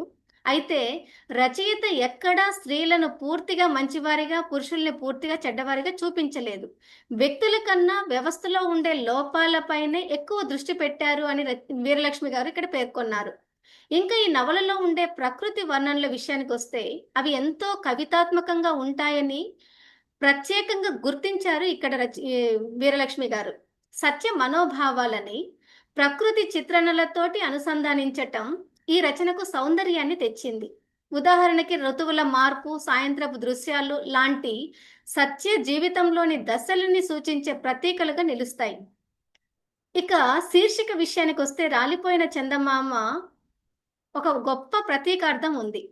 చందమామలా వెలిగే సత్య జీవితం చివరికి నేల రాలిపోవడం ద్వారా సమాజం స్త్రీ జీవితాల్ని ఎలా నాశనం చేస్తుందో సూచించారు. ఈ విషాదం వ్యక్తిగతమైందే కాకుండా సామాజికమైనదిగా మారుతూ ఉంది. మొత్తానికి ఈ నవల స్త్రీ జీవిత సత్యాలను, సామాజిక అన్యాయాలను బలంగా ప్రతిబింబించేటటువంటి రచన. సమాజంలో మార్పు అవసరాన్ని తెలియజేసే ఒక శక్తివంతమైన సాహిత్య కృతి. సున్నితమైనటువంటి భావోద్వేగాలతో పాటు గాఢమైన సామాజిక సందేశాన్ని అందించేటటువంటి ఈ నవల పాఠకుడి హృదయాన్ని కదిలించే ఒక విషాద గాథగా నిలుస్తుంది. ఇక మరొక నవల నా జీవితపు వెండి బంగారు పుటలు. ఇది ఒక సాధారణ విమర్శకురాలిలా కాకుండా ఒక పాఠకురాలిగా తన అనుభూతిని ముందుకు తీసుకొచ్చినటువంటి నవల పరిచయం. ప్రతి పేజీ గుర్తు పెట్టుకోవాలనిపించింది అని చెప్పడం ద్వారా ఆమెకు ఈ పుస్తకం మీద ఉండేటటువంటి మక్కువ తెలుస్తుంది మనకు. ఇది ఒక ఆసక్తి కలిగించే ప్రవేశం అయినప్పటికీ కొంతవరకు విశ్లేషణాత్మకమైనటువంటి విమర్శ తగ్గింది అని కూడా చెప్పచ్చు. ఈ పరిచయంలో ప్రధాన బలం దేశ విభజన సమయంలో సింధీ ప్రజల పరిస్థితి, శరణార్థి జీవితం, స్త్రీల భద్రత సమస్యలు, ఇవి చాలా హృదయ విదారకంగా స్పష్టంగా వివరించారు. దీని ద్వారా రచయిత్రి పోపటి రామ్చంద్ హీరానందాని జీవితం మాత్రమే కాకుండా ఒక సమాజపు చరిత్ర కూడా ప్రతిబింబితం అవుతుంది. వీరలక్ష్మి గారు ఈ రచనలో స్త్రీ జీవిత సమస్యలు, పెళ్లి వ్యవస్థ పైన ఉండే విమర్శ, స్త్రీ స్వేచ్ఛ లాంటి అంశాలను ప్రత్యేకంగా హైలైట్ చేశారు. ముఖ్యంగా పెళ్లి కొడుకును కొనుక్కోవడం ఇష్టం లేదు అనేటటువంటి భావన, అవివాహితంగా ఉండాలనే ఒక నిర్ణయం, ఇవి రచయిత్రి స్త్రీవాద దృక్పథాన్ని బలంగా ప్రతిబింబించాయని ఇక్కడ స్పష్టం చేశారు వీరలక్ష్మి గారు.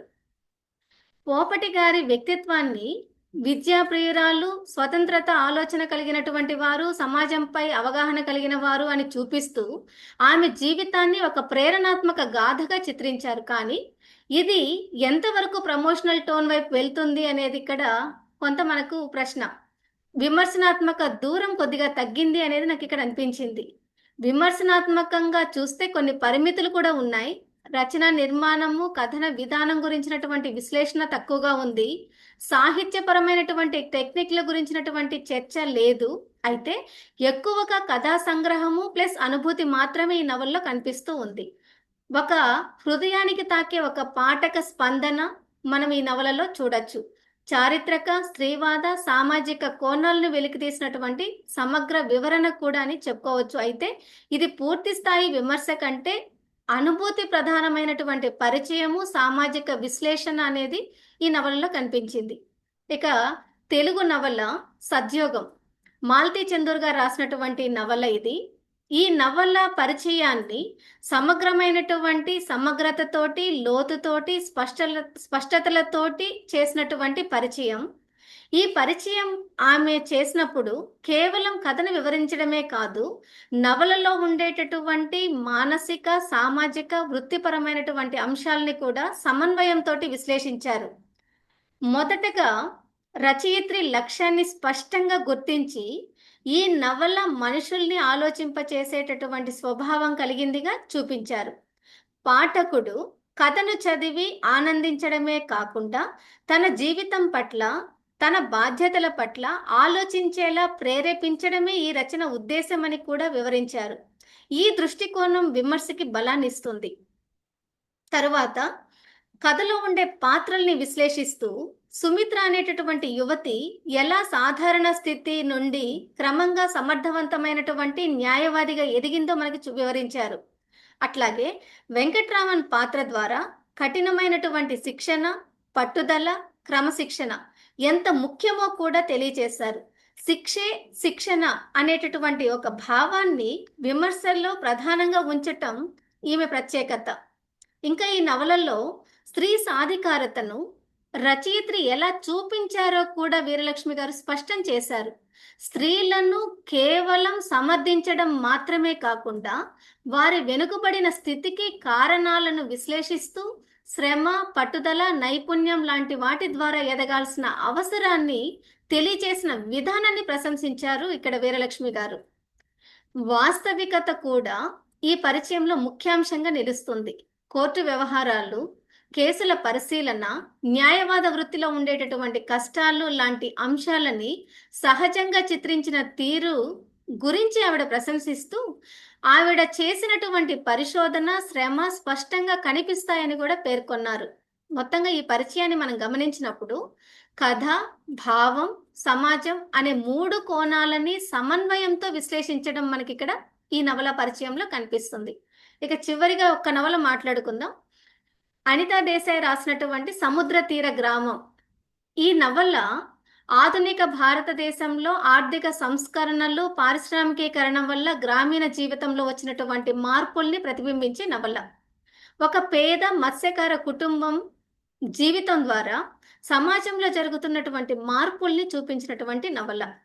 తులు అనే ఒక చిన్న సముద్ర తీర గ్రామంలో హరి అనే ఒక బాలుడు తన కుటుంబ బాధ్యతల్ని భుజాన వేసుకోవడం, తండ్రి బాధ్యత రాహిత్యం, తల్లి అనారోగ్యం వల్ల కుటుంబం కష్టాల్లో ఉండటం, గ్రామంలో పారిశ్రామికీకరణ ప్రారంభం కావటంతో జీవన విధానం మారిపోవటం, ఆ హరి జీవనోపాధి కోసం బొంబాయికి వెళ్ళి హోటల్లో పనిచేయడం, గడియారాలు బాగు చేసే పని నేర్చుకోవడం, చివరికి గ్రామానికి వచ్చి కొత్త నైపుణ్యంతో స్వతంత్ర జీవితం ప్రారంభించడానికి సిద్ధమవడం కథ. 1990లో ఆర్థిక సంస్కరణల ప్రభావం గ్రామాలపై ఎలా పడిందో ఈ నవల మనకి స్పష్టంగా చూపిస్తుంది. ఎరువుల కర్మాగారాలు, ఆయిల్ గనులు, భూసేకరణ వల్ల గ్రామీణ ఆర్థిక వ్యవస్థ కుదేలవుతుంది. ఈ నవల ప్రధాన సందేశం అదే, పరిస్థితులకి అనుగుణంగా మారాలి అనేది. హరి పాత్ర ద్వారా పాత వృత్తులకి అంటుపెట్టుకుని ఉండటం సరైనది కాదు అని, కొత్త నైపుణ్యాలు నేర్చుకోవాలి అని, స్వతంత్ర జీవితం నిర్మించుకోవాలి అని రచయిత్రి ఇక్కడ సూచించారు. నవలలో పర్యావరణ నాశనం గురించి కూడా గాఢంగా చర్చించారు. సముద్ర కాలుష్యం వల్ల చేపలు చనిపోవడం, పక్షుల నివాసం నాశనం కావడం, ప్రకృతి సమతుల్యత కోల్పోవడం లాంటి నేటి ఎకో క్రిటికల్ దృష్టికోణానికి అనుగుణంగా కనిపిస్తూ ఉన్నాయి. అట్లాగే పక్షులను స్వేచ్ఛకు ప్రతీకగా చూపించారు. మనుషులు బంధిత జీవితం గడిపితే పక్షులు మాత్రమే నిజమైన స్వేచ్ఛను అనుభవిస్తాయి. ఇది మనిషి జీవితం మీద వేసినటువంటి ఒక తాత్విక వ్యాఖ్య. ఈ నవలలో యజమానులు కూడా దయామయులుగా చూపబడటం, పేద పిల్లలకి సహాయం చేసేటటువంటి వ్యక్తులు కనిపిస్తారు. సమాజంలో మంచితనం ఇంకా ఉంది అని రచయిత సూచించడానికి ఇది నిదర్శనం. సరళమైనటువంటి కథలో గ్లోబలైజేషన్ ప్రారంభం దశలోనే దాని ప్రభావాల పట్ల ఒక స్పష్టమైన అవగాహన, గ్రామీణ జీవిత వాస్తవికత, ఆ వాస్తవిక చిత్రణ అనే ఒక గొప్ప సామాజిక సందేశాన్ని ఈ నవల ద్వారా అందించారు. అభివృద్ధిని ఆపలేం, కానీ మనం దానికి అనుగుణంగా మారి జీవించాలి అనేటటువంటి విషయాన్ని బోధిస్తుంది. స్వయం ఉపాధి, కొత్త నైపుణ్యాలు, స్వతంత్ర జీవనం లాంటి ఎన్నో విషయాలు నేటి యువతకు కూడా మార్గదర్శకము అనే విషయం ఈ నవల ద్వారా మనకి వ్యక్తమవుతుంది. వీరు రాసినటువంటి నవలా పరిచయాలన్నింటిలో కనిపించే ముఖ్య విషయాల్లోకి వస్తే, భారతదేశంలో ఉండేటటువంటి అన్ని నవలల్లో ప్రతిబింబించే సామాజిక, నైతిక, సాంస్కృతిక అంశాలను వీరు విశ్లేషించారు. భారతీయ సమాజంలో ఉండే మార్పులను, విలువలను, సమస్యల్ని స్పష్టంగా తెలియచేశారు. సామాజిక వాస్తవికత ప్రధానమైంది ఈ నవల్లో కనిపించే ముఖ్యంగా అంశాలలో ఉండేది. ఉదాహరణకి మట్టి దీపం, ఇంతకుముందు మనం మాట్లాడుకున్న నవలలో చంద్రం, వేలయ్య జీవితాల ద్వారా విద్య, డబ్బు, అహంకారం వల్ల మనిషి ఎలా పతనం చెందుతాడో, అదేవిధంగా సహనము, వినయము, దయ వంటి గుణాలు ఎంత ప్రాముఖ్యత కలిగినటువంటివో మనకి చూపించారు. అదే సమయంలో నైతిక విలువలతో జీవించే వ్యక్తి ఎలా స్థిరమైన జీవితం గడుపుతారో కూడా మనకి చూపించారు. సామాజిక అసమానతలు, పేదరికము, కష్ట జీవితం లాంటి అంశాలు ఈ గ్రంథంలో మనకి ప్రధానంగా కనిపిస్తున్నాయి. పేదలు, కూలీలు, దళితులు లాంటి వర్గాల జీవన స్థితిగతుల్ని రచయితలు వాస్తవికంగా చిత్రించి ఉన్నారు. ఇది భారతీయ సమాజంలో ఉండేటటువంటి వాస్తవ పరిస్థితుల్ని మనకి ప్రతిబింబింప చేస్తుంది. ఇక మానవతా విలువలు, వ్యక్తిత్వ వికాసం కూడా ముఖ్యమైనటువంటి అంశము. జయకాంతన్ రచించినటువంటి ఒక మనిషి, ఒక ఇల్లు, ఒక ప్రపంచం, ఇంతకుముందు మనం మాట్లాడుకున్న నవలే. హెన్రీ పాత్ర ద్వారా ప్రేమ, సహజత్వము, నిరాడంబరత లాంటి గుణాలని బాగా ప్రతిపాదించారు. ఒక మంచి మనిషి తన చుట్టూ ఉన్న ప్రపంచాన్ని ఎలా మార్చగలడో చూపించారు. అంతేకాదు ఆధునిక సమాజం పైన విమర్శ కూడా మనకు కనిపిస్తుంది. విద్య వ్యాపారంగా మారడము, డబ్బు ప్రాధాన్యం పెరగడము, మానవ సంబంధాలు తగ్గిపోవడం లాంటి అంశాలని రచయితలు విమర్శనాత్మకంగా చూపించారు రచనల్లో. మొత్తంగా భారతీయ నవలా దర్శనం మనం ముఖ్య విషయాల్లోకి గమనించినప్పుడు భారతీయ సమాజంలో ఉండే విలువలు, సమస్యలు, మార్పులు స్పష్టంగా తెలుస్తాయి. ఈ గ్రంథం కేవలం నవలల పరిచయం మాత్రమే కాకుండా సమాజానికి ఒక మార్గదర్శకత్వం చూపించే విమర్శనాత్మక గ్రంథంగా నిలుస్తుంది. ఈ గ్రంథ ప్రాముఖ్యత విషయాన్ని మనం చూసినప్పుడు, ఇది నవలా సాహిత్యాన్ని సమగ్రంగా పరిచయం చేస్తూ విమర్శనాత్మకంగా విశ్లేషించే ఒక ముఖ్యమైన గ్రంథం అని చెప్పుకోవచ్చు. ఇది కేవలం నవలల సంగ్రహం కాదు, సమాజ చరిత్ర, సంస్కృతి, మానవ విలువల ప్రతిబింబాన్ని చూపించే సాహిత్య దర్పణము అని చెప్పుకోవచ్చు.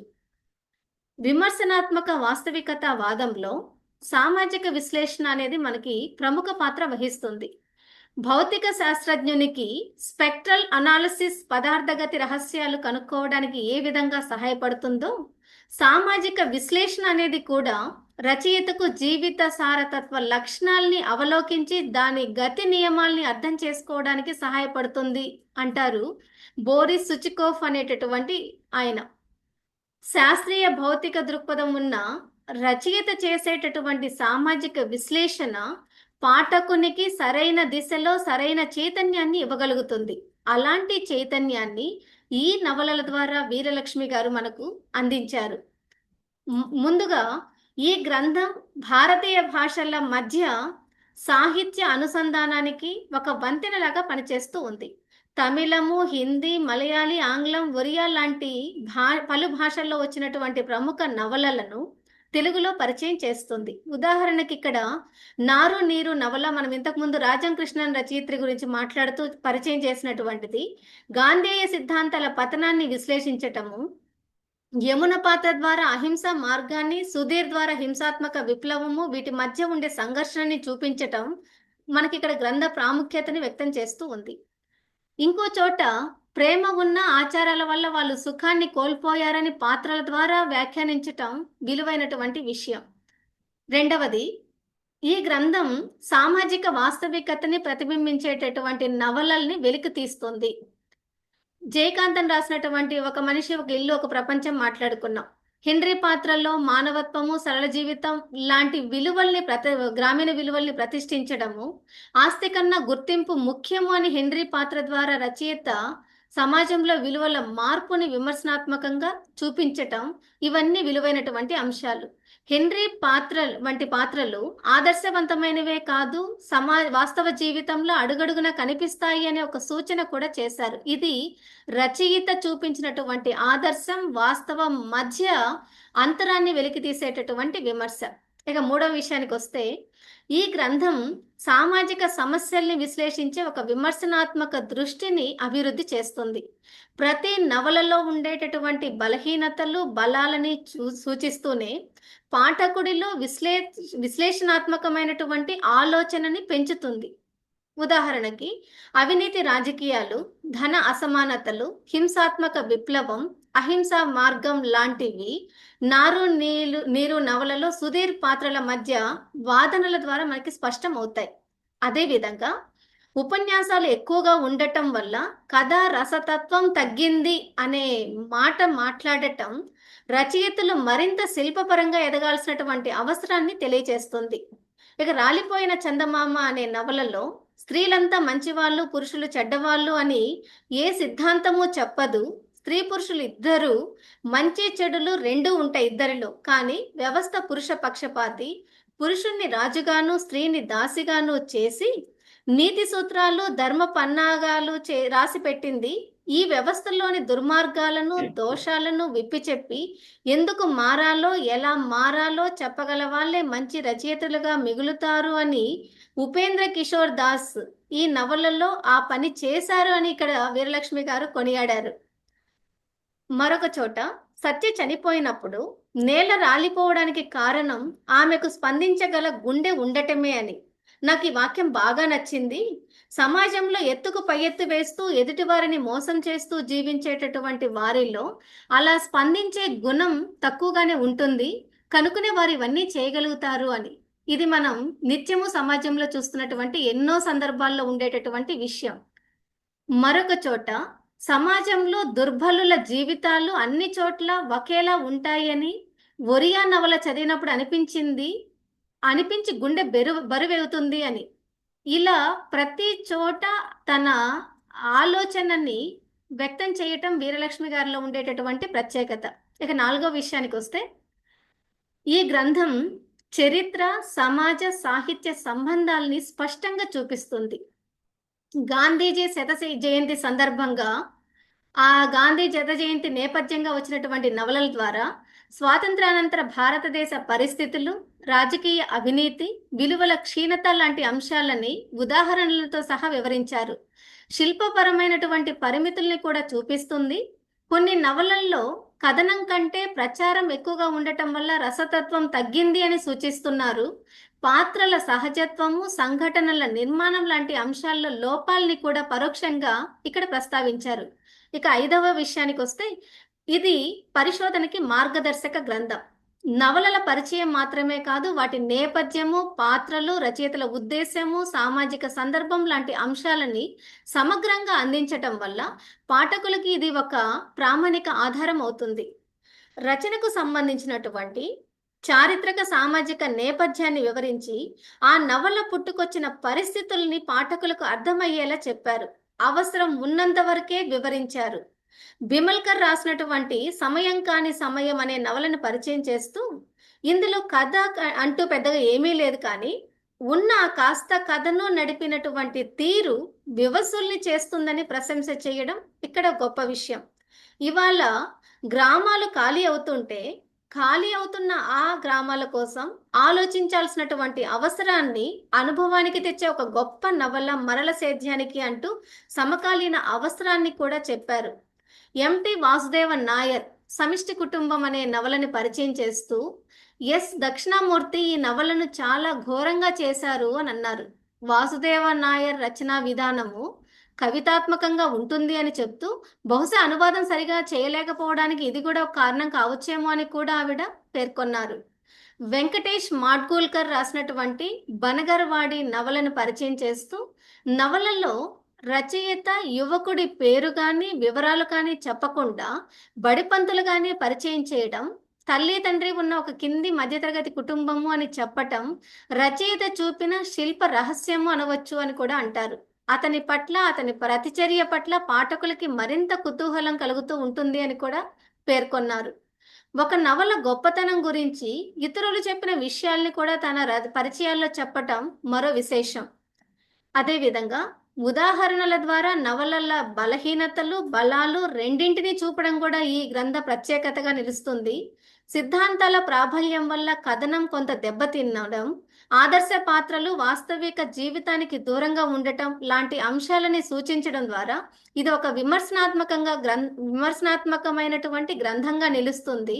అందువల్ల ఈ గ్రంథం పాఠకుడికి కేవలం కథల పరిచయం ఇవ్వడమే కాదు, ఆలోచించే శక్తిని, విశ్లేషణాత్మకమైనటువంటి దృష్టిని పెంపొందింప చేస్తుంది. భారతీయ సాహిత్యాన్ని లోతుగా అర్థం చేసుకోవాలి అనుకునే వాళ్ళకి ఇది ఒక మార్గదర్శక గ్రంథంగా నిలుస్తుంది. ఇక భాషా విశ్లేషణ విషయానికి వస్తే, నవల పరిచయాలలో ఆవిడ భాషని గురించి కూడా క్రోడీకరించారు. మరల సేద్యానికి శివరాం కారంత్ రాసినటువంటి నవల మంగళూరు జిల్లాలోని ప్రత్యేక మాండలిక భాషలో రాసినటువంటి నవల అని, నిఘంటువులలో కూడా దొరకని పదాలను కన్నడం బాగా తెలిసిన వారి ద్వారా తెలుసుకొని మూలానుసారము తిరుమల రామచంద్ర గారు అనువాదం చేశారు అని పేర్కోవడం భాష పట్ల చేసినటువంటి ఒక విమర్శ. మరొకటి జీవితమే అనే ఒక నాటకం అనే నవల వేమూరి ఆంజనేయ శర్మ రాసినటువంటి అనువాదము. ఇది సరళంగా ఉంది అని, నవలంతా ఎన్నో గుజరాతీ పల్లె పదాలను మూలాన్ని అందిస్తూ రాశారు అనడం ఒక చోట కనిపిస్తుంది. ఇంకొక చోట కందస్వామి రాసినటువంటి విచారణ కమిషన్ ఈ నవలని పరిచయం చేస్తూ, నవలానువాదంలో స్పష్టత లేదు అని, ముద్రణలోనూ స్పష్టత లేదని, మాటి మాటికి ఫ్లాష్ బ్యాక్లోకి వెళ్ళే ఈ నవలలో ఏది వర్తమానమో ఏది ఫ్లాష్ బ్యాకో తెలిపే సూచికలు సరిగా లేవని ఖరాఖండిగా తెలియచేశారు. మంచి అనువాదాలు రావాలంటే మరింత శ్రద్ధ కూడా అవసరమని సూచించారు. యుఆర్ అనంతమూర్తి రాసిన సంస్కార అనే నవల గురించి చెప్తూ, అనువాదం చేసిన సుజాత పట్వారి అనువాదాన్ని ప్రశంసించారు. ఈ నవలానువాదం తెలుగులో అర్థం కాలేదు, కానీ సుజాత పట్వారీది చదివినప్పుడు తేట తెల్లమైంది అని. ఈ నవలకు తగిన అనువాదకురాలిగా ఆమెని కొనియాడారు. ముక్తి నవలను అనువాదం చేసిన విరించి గారిని అనువాదం తెలుగు నవలనే చదువుతున్న అనుభూతిని, మూలంలోని అందం అంతటినీ అనువాదంలో నింపి పెట్టినట్లే ఉంది అని కూడా కొనియాడారు.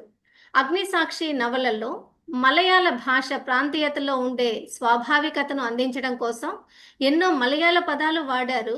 అవి చదవడానికి అడుగడుగునా అడ్డం పడుతూనే ఉన్నాయి. అయినా సూత్రాలు లాంటి వాక్యాలతో, గాఢమైన భావ ప్రకటనలతో నవల కుదిపేస్తుంది అని కూడా అన్నారు. ఇది భాషపై చేసినటువంటి మరొక వ్యాఖ్య. విషాద కామరూప అనే నవలల్లో రచయిత్రి ఉపయోగించిన అస్సామీ ప్రాంతీయ పదజాలం నవలకు సహజత్వాన్ని, చారిత్రకతను తెచ్చినా చదవడంలో కొంత క్లిష్టత కలిగిస్తుందని కూడా విమర్శించారు. నా జీవితపు వెండి బంగారు పుటలు అనే నవలలో భాష, శైలి సరళంగా, భావోద్వేగ పూరితంగా పాఠకుడిని ఆకర్షించే విధంగా ఉంది అని రాశారు. ముఖ్యంగా వర్ణనలు చదివితే ఆ పాఠకుడు ఆ పరిస్థితుల్లోకి వెళ్ళినట్లుగా అనిపిస్తుంది అని. ఇది ఒక సాహిత్య విమర్శకురాలి కంటే రచయిత్రి లక్షణము అని చెప్పవచ్చు. అలాగే విషాద కామరూప ఇందిరా గోస్వామి రాసినటువంటి నవలలో అస్సామీ పదజాలాన్ని విరివిగా ఉపయోగించిన విషయాన్ని మాట్లాడారు. తెన్నేటి రాజశ్రీ అనువాదపు ఛాయ లేకుండా తెలుగు పుస్తకమేమో అనిపించేలా అందించిన మంచి పుస్తకము అని నా జీవితపు వెండి బంగారు పుటలు అని ప్రశంసించారు. ఇలా అంటే భాష పట్ల ప్రత్యేకంగా వీరు దృష్టి పెట్టడం ప్రశంసనీయం. ఇక మేడం చివరిగా ఒకే ఒక అంశం సార్. కొంచెం బ్రీఫ్ చేయరా? దాటిపోయింది. అయిపోయింది సార్, ఇంకా 2 నిమిషాల్లో ముగించేస్తాను సార్. Okay okay okay. ఆ, పరిచయం చేసిన విధానాన్ని ఓవరాల్ గా మనం చూసినప్పుడు భారతీయ సాహిత్య కృతులన్నీ పాఠకులకి చేరువ చేసే క్రమంలో ప్రత్యేకమైనటువంటి శైలిని వాడారు. లోతైన అవగాహన కలిగిన విమర్శకురాలిగా కనిపిస్తున్నారు. ఆమె పరిచయాలు కేవలం కథా సంగ్రహాలు మాత్రమే కాదు, రచనలో ఉండేటటువంటి అంతర్ముఖ భావాలని, మానవీయ విలువలని, సామాజిక సందేశాలని స్పష్టంగా వెలికి తీసే విధంగా ఉన్నాయి.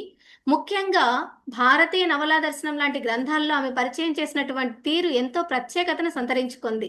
వాటిల్లో ఒక 4-5 అంశాలను మనం చూస్తే, రచయిత ప్రాధాన్యతని ముందుగా ప్రతిపాదించటం, కథా సారాంశాన్ని సరళంగా ఆసక్తికరంగా చెప్పటం, పాత్రల విశ్లేషణలో లోతుని చూడటం, తాత్విక భావాలని వెలికి తీయడం, సామాజికమైనటువంటి సందేశాన్ని స్పష్టీకరించటం, పాఠకుడిని ఆలోచనలో పడేసేటటువంటి ముగింపును ఇవ్వటం వీరలక్ష్మి గారి పరిచయాల్లో ఉండేటటువంటి గొప్ప విషయాలు.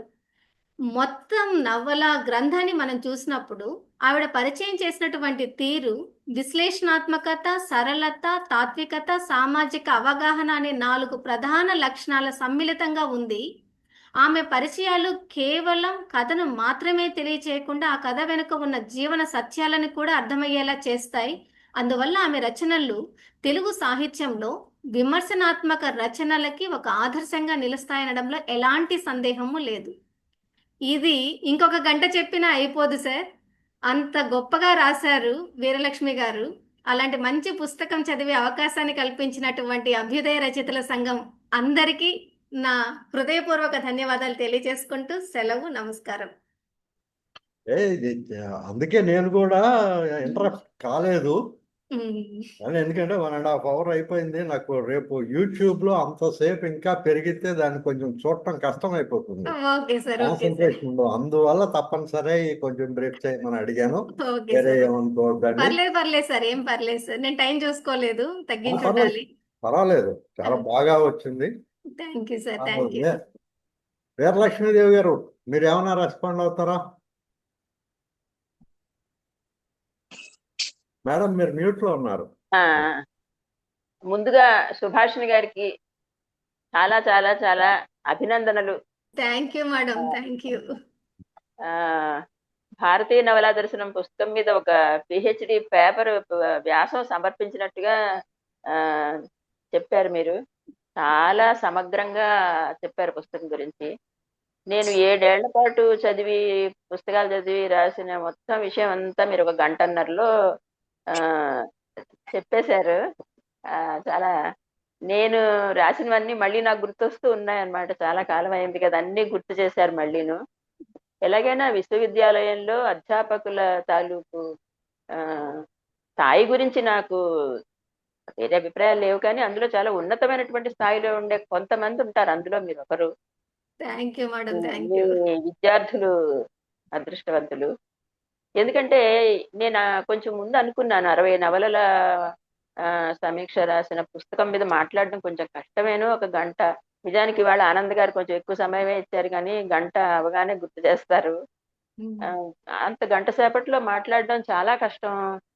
ఎలాగా మాట్లాడతారు, ఈమె ఎలా ప్లాన్ చేసుకుంటారు అని కొంచెం నేను కుతూహలంగానే చూస్తూ ఉన్నాను. చాలా బాగా ప్లాన్ చేసుకున్నారు మీరు. చాలా నేను ఊహించని నవలన్నింటినీ కూడా పేర్కొన్నారు. అలాగే ఒక్కొక్క నవలా పరిచయంలో ఏ దృష్టికోణం ఉంది అన్నది మీరు బహుశా 3-4 సార్లు చదివి ఉండాలి. ఒకసారి చదివితే ఎన్ని విషయాలు పైకి తీసుకొచ్చి చెప్పడం కష్టం. 3-4 సార్లు థరోగా చదివి చాలా నేను యాక్చువల్ చెప్పండి. నేను యాక్చువల్ గా ఇంకో నెల టైం అడిగాను మేడం సార్ని. ఇంకా చూడాలనిపించింది నాకు. సార్ ఈ నెల కుదరకపోతే ఇంకా దాన్ని ఆపేద్దాం అన్నారు. అందుకని నేను మళ్ళీ లేదు లేదు నేను మాట్లాడతానని ఈ రోజు ఫిక్స్ చేసుకున్నాను. మీరు చాలా సమగ్రంగా మాట్లాడారు. మీరు చాలా ఓకే. విషయాలు చెప్పారు. చాలా సమగ్రంగా మాట్లాడారు. ఉమ్. ఒక పుస్తకం రాసిన రచయితకి ఎంతో సంతృప్తి కలిగించేలాగా మాట్లాడారు మీరు. ఓకే. చాలా సంతోషం. నిజానికి నేను నా కోసం రాసుకున్నట్టుగా రాశాను అనమాట అవి. ఆ పుస్తకాలు చదువుకోవటం ఒక్కొక్కటైతే 800 పేజీల నవల ఉన్నాయి, 70 పేజీల నవలలు ఉన్నాయి. ఓ నెలపాటు అది చదువుకోవటం అన్నది, దాని మీద రాయటం అనేది నాకు ఒక అసైన్మెంట్ లాగా ఉండేది. కానీ నా కోసం చేసుకున్న పని ఇలాగ మనకి ఇన్నేళ్ల తర్వాత కూడా ఇంత ఆనందం కలిగిస్తుంది అన్నది ఈవేళ ఒక ఆ, ఉదాహరణ అన్నమాట. చాలా చక్కగా చెప్పారు సుభాషిణి గారు. మీరు చాలా థ్యాంక్ యూ మంచి మేడం. Thank you. విశ్లేషకురాలు, మంచి పాఠకురాలు మొదట, తర్వాత మంచి విశ్లేషకురాలు. ఆ నేను చెప్తున్నాను కదా, విశ్వవిద్యాలయాల్లో నిజంగా ఇటువంటి అధ్యాపకులు ఉంటే మంచి మంచి విద్యార్థులు తయారవుతారు. సాహిత్యానికి కూడా బాగా పనికొచ్చేలాంటి సాహిత్య పాఠకుల్ని తయారు చేయగలరు మీరు. చాలా సంతోషం. ఈ పుస్తకాన్ని ముఖ్యంగా నాకు ఏమనిపించిందంటే, మీరు చెప్తుంటే ఆ నవలలు నా పరిచయాలు చదివి చెప్తున్నట్టు లేదు, మీరు ఆ నవలలు చదివి చెప్తున్నట్టుంది. మీరు అంత బాగా పరిచయం చేశారు మేడం. ఇది నా గొప్పతనం కాదు, మీ గొప్పతనం. ఆ, అది అనుకున్నాను అనమాట. ఈమె ఆ తీసుకున్న నవలలు చదివి చెప్తున్నట్టుంది కానీ పరిచయాలు చెప్తున్నట్టుగా లేదు అని. అంత చాలా చక్కగా చెప్తున్నాను కదా, నేను ఎంతో ఆసక్తిగా విన్నాను. నేను ఇగో మా వసుధ కూడా వింది, చాలా ఆసక్తిగా విన్నాం మేము. బాగుందండి, చాలా సంతోషం. ఆ ఒక మాట చెప్పాలి, బంగారు రామాచారి గారని కోదాడలో ఉంటారు. ఈ భారతీయ నవలా దర్శనం వచ్చిన తర్వాత ఆయన ఆ 60 నవలల్ని కూడా సంపాదించారు. అదొక ఉద్యమం కింద ఉన్నాయి ఆయన దగ్గర 60 నవలలను. ఓకే. కొన్ని పీడిఎఫ్లు కూడా దగ్గర పెట్టుకున్నారు ఎవరికైనా ఇద్దామని. ఓకే. ఆయన నాకు నిన్న నేను చూసుకోలేదు ఆనంద్ గారు ఈ ఉపన్యాసం ఉందన్న విషయం. మొన్న ఎప్పుడు రామాచారి గారు పంపించారు, ఈ దీని మీద మాట్లాడుతున్నట్ట, అద్భుతం అని. ఆ పుస్తకం అంటే చాలా ఇష్టం ఆయనకి. అది చూసిన తర్వాత అప్పుడు ఆనంద్ గారి వాట్సాప్ చూసుకున్నాను నేను. బాగుందండి, చాలా సంతోషం సుభాషిణి గారు. Thank you madam. Thank you. మీరు చాలా మంచి సాహిత్యవేత్త. మీకు ఇంకా చాలా మంచి భవిష్యత్తు ఉంది. మీలాంటి వాళ్ళు తెలుగు సాహిత్యానికి చాలా అవసరము. తెలుగు సాహిత్యాన్ని సంపన్నం చేయగలరు మీరు. చాలా సంతోషం. ఈ సందర్భంగా అరసం ఈ సాహిత్య సంస్థ అందరికి, పెద్దలందరికీ కూడా నా ధన్యవాదాలు. నిజానికి ఇప్పుడు మీ మీ ఉపన్యాసం విన్న తర్వాత ఈ పుస్తకాలు కావాలని అడుగుతారేమో. ఇవి నా దగ్గర కొద్దిగా 5 6 ఉన్నాయి, నవోదయాలు అయిపోయాయి. నవోదయ వాళ్ళు మళ్ళీ అన్నారు, మళ్ళీ వేసుకుందామండి పుస్తకాలని. తప్పకుండా మీ ప్రసంగం యూట్యూబ్ లో పెడితే నన్ను మళ్ళీ పుస్తకాలు అడుగుతారు కావాలని. చాలా సంతోషం అమ్మా. Okay madam. Thank you. Thank you. Shivaprasad garu, Anand గారు, అందరికీ కూడా నా ధన్యవాదాలు. నమస్తే. ఇప్పుడు ఆ పుస్తకం మాకే కావాలమ్మా. మీకు ఒక్కరికైతే నా దగ్గర ఉంది. సంతోషం. అంటే నవోదయాలు ఉంటే తెచ్చుకునేవాళ్ళం, అక్కడ కూడా లేవంటారు. అయిపోయాయని నన్ను అడిగితే మొన్న 5 పుస్తకాలు పంపించాను. వాళ్ళే అన్నారు మళ్ళీ వేద్దామండి, ఒక 100 200లోనని.